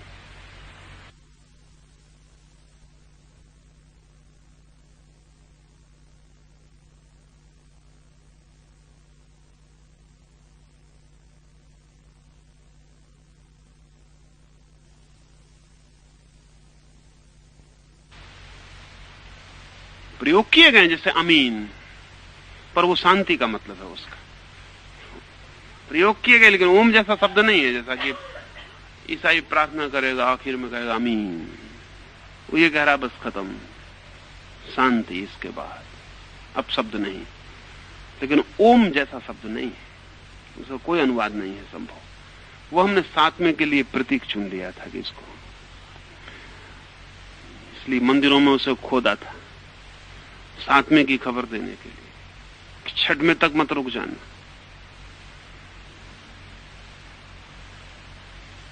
ओम बनाते, राम और कृष्ण को उसके बीच में खड़ा कर देते। ओम उनसे बहुत बड़ा है, कृष्ण उसमें से झांकते हैं, लेकिन कृष्ण कुछ भी नहीं है। ओम बहुत बड़ा है, उसमें से सब झांकता है और सब उसी में खो जाता है। इसलिए ओम से कीमत हमने किसी और चीज को कभी ज्यादा नहीं दी। वो पवित्रतम है, पवित्रतम इस अर्थों में है, होलीएस्ट इस अर्थों में है कि वो अंतिम है, उसके पार, बियॉन्ड, जहां सब खो जाता है वहां वो है।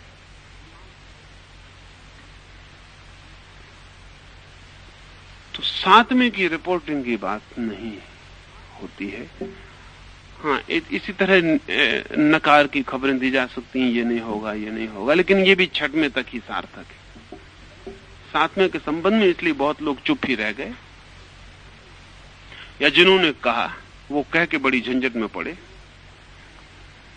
और कहते हुए, बार बार कहते हुए उनको कहना पड़ा कि ये कहा नहीं जा सकता।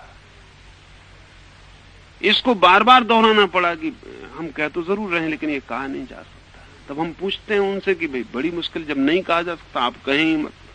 पर वो कहते हैं वो है तो जरूर, और उस जैसी कोई चीज नहीं है जो कहने योग्य हो, लेकिन उस जैसी कोई चीज भी नहीं है जो कहने में ना आती हो।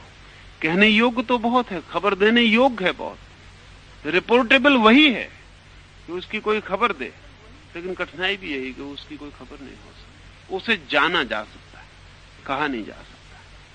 और इसलिए उस तरफ से आके जो लोग गूंगे की तरह खड़े हो जाते हैं हमारे बीच में, जो बड़े मुखर थे,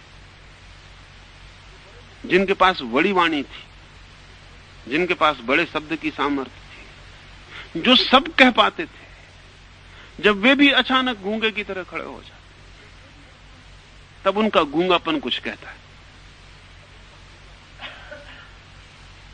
उनकी गूंगी आंखें कुछ कहती।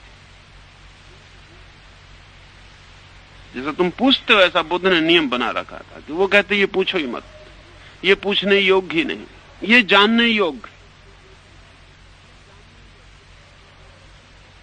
वो कहते ये अव्याख्या, इसकी व्याख्या मत करवाओ, मुझसे गलत काम मत करवाओ।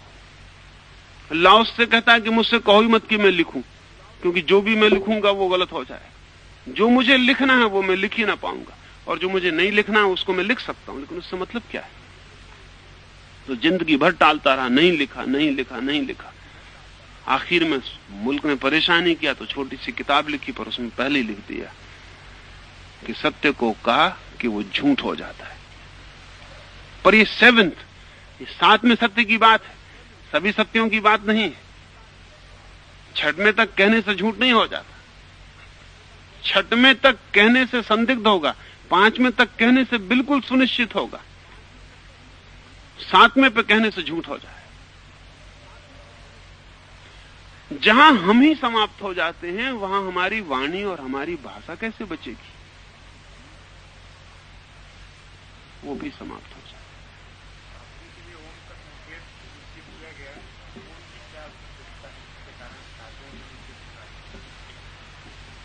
ओम को चुनने के दो कारण हैं।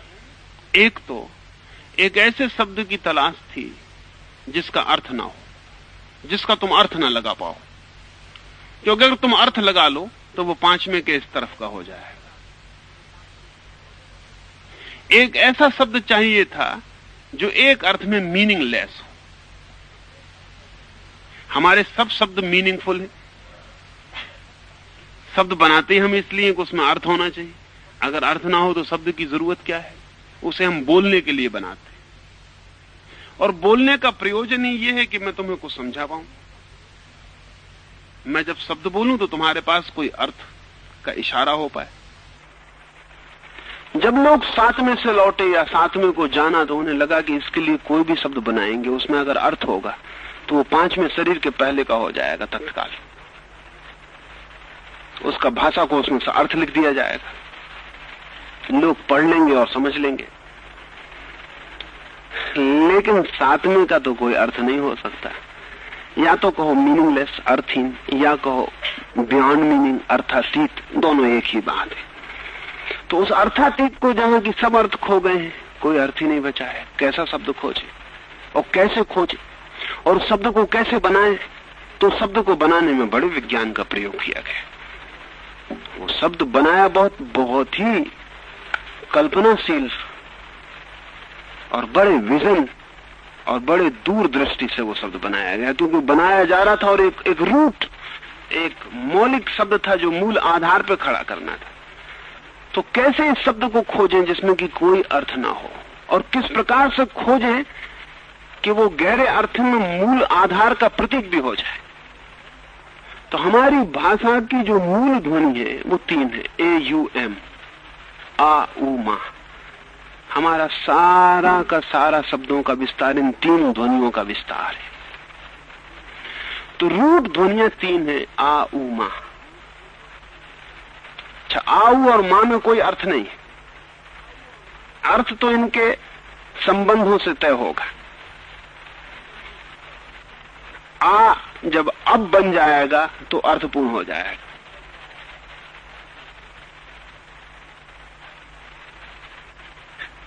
मां जब कोई शब्द बन जाएगा तो अर्थपूर्ण हो जाएगा। अभी अर्थहीन है, आ उ मां, इनका कोई अर्थ नहीं है। और ये तीन मूल है। फिर सारी हमारी वाणी का विस्तार इन तीन का ही फैलाव है, इन तीन का ही जोड़ है। तो ये तीन मूल ध्वनियों को पकड़ लिया गया, आ उ मा, तीनों के जोड़ से ओम बना दिया। तो ओम लिखा जा सकता था, लेकिन लिखने से फिर शक पैदा होता किसी को इसका कोई अर्थ होगा, क्योंकि फिर वो शब्द बन जाता अब, आज। ऐसा ही ओम में भी एक शब्द बन जाता और लोग उसका अर्थ निकाल लेते कि ओम यानी वो जो साथ में पर। तो फिर शब्द ना बनाए, इसलिए हमने चित्र बनाया ओम का, ताकि शब्द अक्षर का भी उपयोग मत करो उसमें। आऊ ना तो है वो, पर वो ध्वनि है, शब्द नहीं, अक्षर नहीं।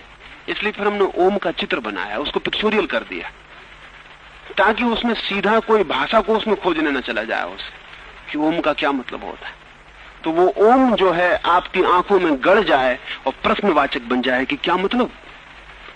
जब भी कोई आदमी संस्कृत पढ़ता है या पुराने ग्रंथ पढ़ने दुनिया के किसी कोने से आता है तो इस शब्द को बताना मुश्किल हो जाता है उसको। और शब्द तो सब समझ में आ जाते हैं क्योंकि सबका अनुवाद हो जाता है। वो बार बार दिक्कत आती है कि ओम यानी क्या, इसका मतलब क्या है, और फिर इसको अक्षरों में क्यों नहीं लिखते हो, इसको ओम लिखो ना, ये चित्र क्यों बनाया हुआ है।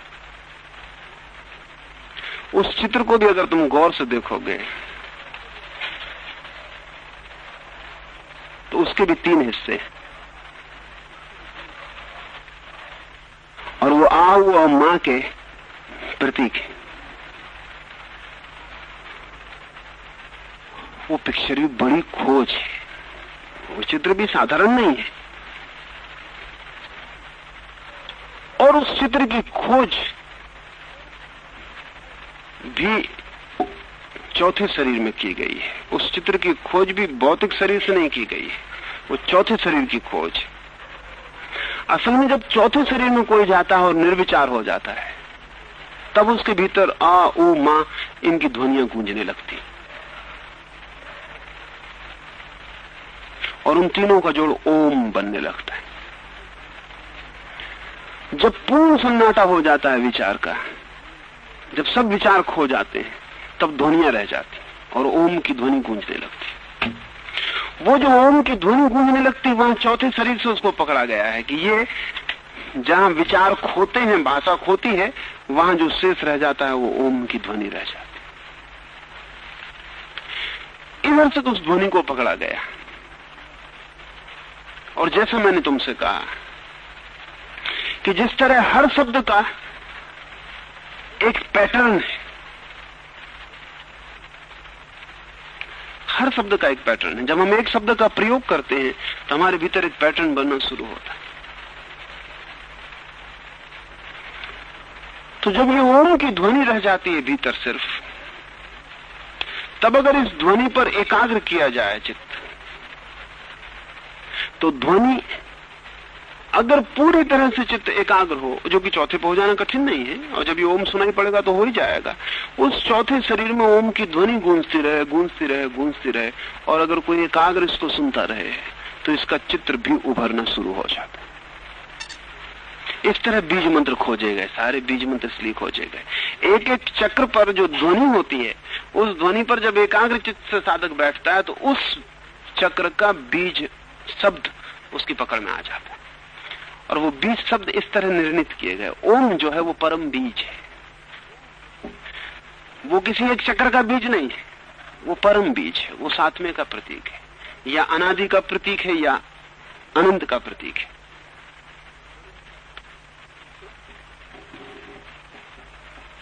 इस भांति उस शब्द को खोजा गया और करोड़ों लोगों ने जब उसको टेली किया और स्वीकृत दी, तब वो स्वीकृत हुआ। स्वीकृत कर लिया कि एक आदमी ने कह दिया। करोड़ों साधकों को जब वही प्रतिबार हो गया और जब वो सुनिश्चित हो गया, इसलिए ओम शब्द जो है वो किसी धर्म की, किसी संप्रदाय की बपौती नहीं है। इसलिए बौद्ध भी उसका उपयोग करेंगे बिना फिक्र किए, जैन भी उसका उपयोग करेंगे बिना फिक्र किए। हिंदुओं की बपौती नहीं है वो, उसका कारण है। उसका कारण है कि वो तो साधक को, अनेक साधकों को, अनेक मार्गों से गए साधकों को वो मिल गया है। दूसरे मुल्कों में भी जो चीजें हैं वो भी किसी अर्थ में उसके हिस्से। अब जैसे कि या लैटिन या रोमन, इनमें जो खोजबीन साधक की रही है उसको भी पकड़ने जाएं तो एक बड़े मजे की बात है कि मां तो जरूर मिलेगा, किसी में आ और मां मिलेगा, मां तो अनिवार्य मिलेगा। उसके कारण है कि वो इतना सूक्ष्म हिस्सा है कि अक्सर आगे का हिस्सा छूट जाता, पकड़ में नहीं आता, और पीछे का हिस्सा सुनाई पड़ता। तो ओम की जब आवाज होनी शुरू होती है भीतर, तो मां सबसे ज्यादा सरलता से पकड़ में आता है। वो आगे का जो हिस्सा है वो दब जाता है पिछले मां से। ऐसे भी तुम अगर किसी बंद भवन में बैठ के ओम की आवाज करो तो मां सबको दबा देगा, आ और ऊ को दबा देगा और मां एकदम व्यापक हो जाए। इसलिए बहुत साधकों को ऐसा लगा कि मां तो है पक्का, आगे के कुछ भूल चूक हो गई, सुनने के कुछ भेद है। और इसलिए दुनिया के सभी जहां भी जैसे अमीन, तो उसमें मां अनिवार्य है।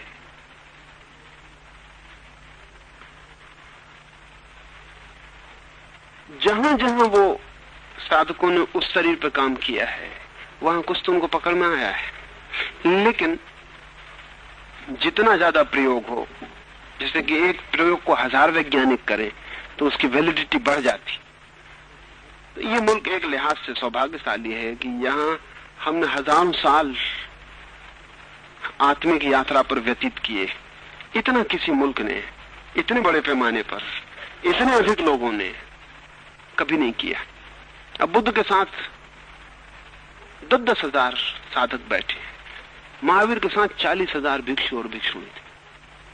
छोटा सा बिहार, वहां 40,000 आदमी एक साथ प्रयोग कर रहे हैं। दुनिया में कहीं ऐसा नहीं हुआ। जीसस बेचारे बड़े अकेले, मोहम्मद का फिजूली समय जाया हो रहा है ना समझो से लड़ने में।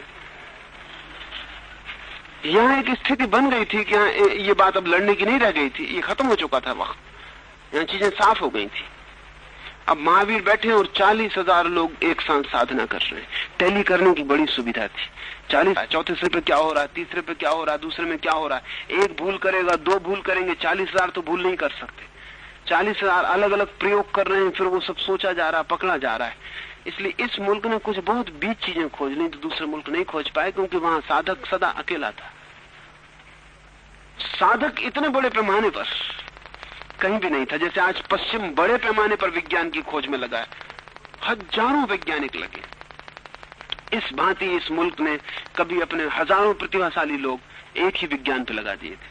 तो वहां से वो जो लाए हैं वो बड़ा सार्थक तो है। और फिर कभी उसकी खबरें जाते जाते यात्रा में दूसरे मुल्कों तक पहुंचते पहुंचते बहुत बदल गई, बहुत टूटा है। वो स्वस्तिक का बचा हुआ हिस्सा है, लेकिन उसने इतनी यात्रा करते वक्त इतना टूट गया। स्वस्तिक बहुत वक्त से ओम जैसा एक प्रतीक था। ओम 7वें का प्रतीक था, स्वस्तिक प्रथम का प्रतीक है। इसलिए स्वस्तिक का जो चित्र है वो डायनेमिक है, मूव कर रहा है। इसलिए उसकी शाखा आगे फैल जाती है और मूवमेंट का ख्याल देती, घूम रहा है। संसार का मतलब होता है जो घूम रहा है, जो पूरे वक्त घूम रहा है। तो स्वस्तिक हमने प्रथम का प्रतीक बना लिया था और ओम अंतिम का प्रतीक था। इसलिए ओम में मूवमेंट बिल्कुल नहीं है,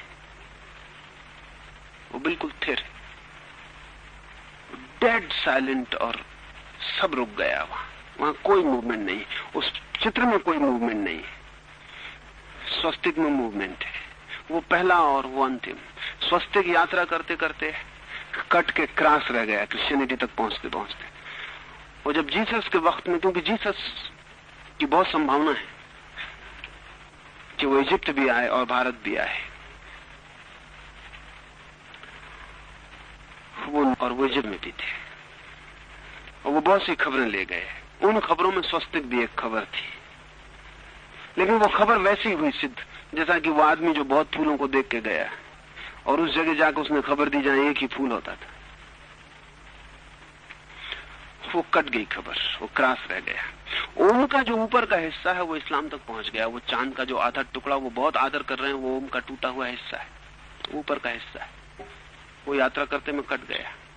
शब्द और प्रतीक यात्रा करते में बुरी तरह कटते हैं और हजारों साल बाद वो इस तरह घिस पिस जाते हैं कि अलग मालूम होने लगते हैं। फिर पहचानने मुश्किल हो जाता है कि ये वही शब्द है, पकड़ने मुश्किल हो जाता है कि ये वही शब्द कैसे हो सकता है। नई धुएं जुड़ती हैं, नए शब्द जुड़ते हैं, नए लोग नई जबान से उसका उपयोग करते हैं, सब प्रकारांतर होता जाता है। और फिर मूल स्रोत से अगर विच्छिन्न हो जाएं तो फिर कोई तय करने की जगह नहीं रह जाती कि वो ठीक क्या था, कहां से आया, क्या हुआ। सारी दुनिया के आध्यात्मिक प्रवाह गहरे में इस मुल्क से संबंधित है। क्योंकि उनका मूल स्रोत इसी मुल्क से पैदा हुआ और सारी खबरें इस मुल्क से फैलनी शुरू हुई। लेकिन खबरें ले जाने वाला आदमी के पास दूसरी भाषा थी। जिनको उसने खबर दी जाके उनको कुछ भी पता नहीं था कि वो क्या खबर दे रहा है। अब किसी ईसाई को, पादरी को यह ख्याल नहीं हो सकता कि वो गले में जो लटकाए हुए है वो स्वस्तिक, किसी मुसलमान को ख्याल नहीं हो सकता कि उस चांद को, वो जो अर्धचंद्र को इतना आदर दे रहा है, वो ओम के आधा हिस्सा, ओम का टूटा है वह हिस्सा है।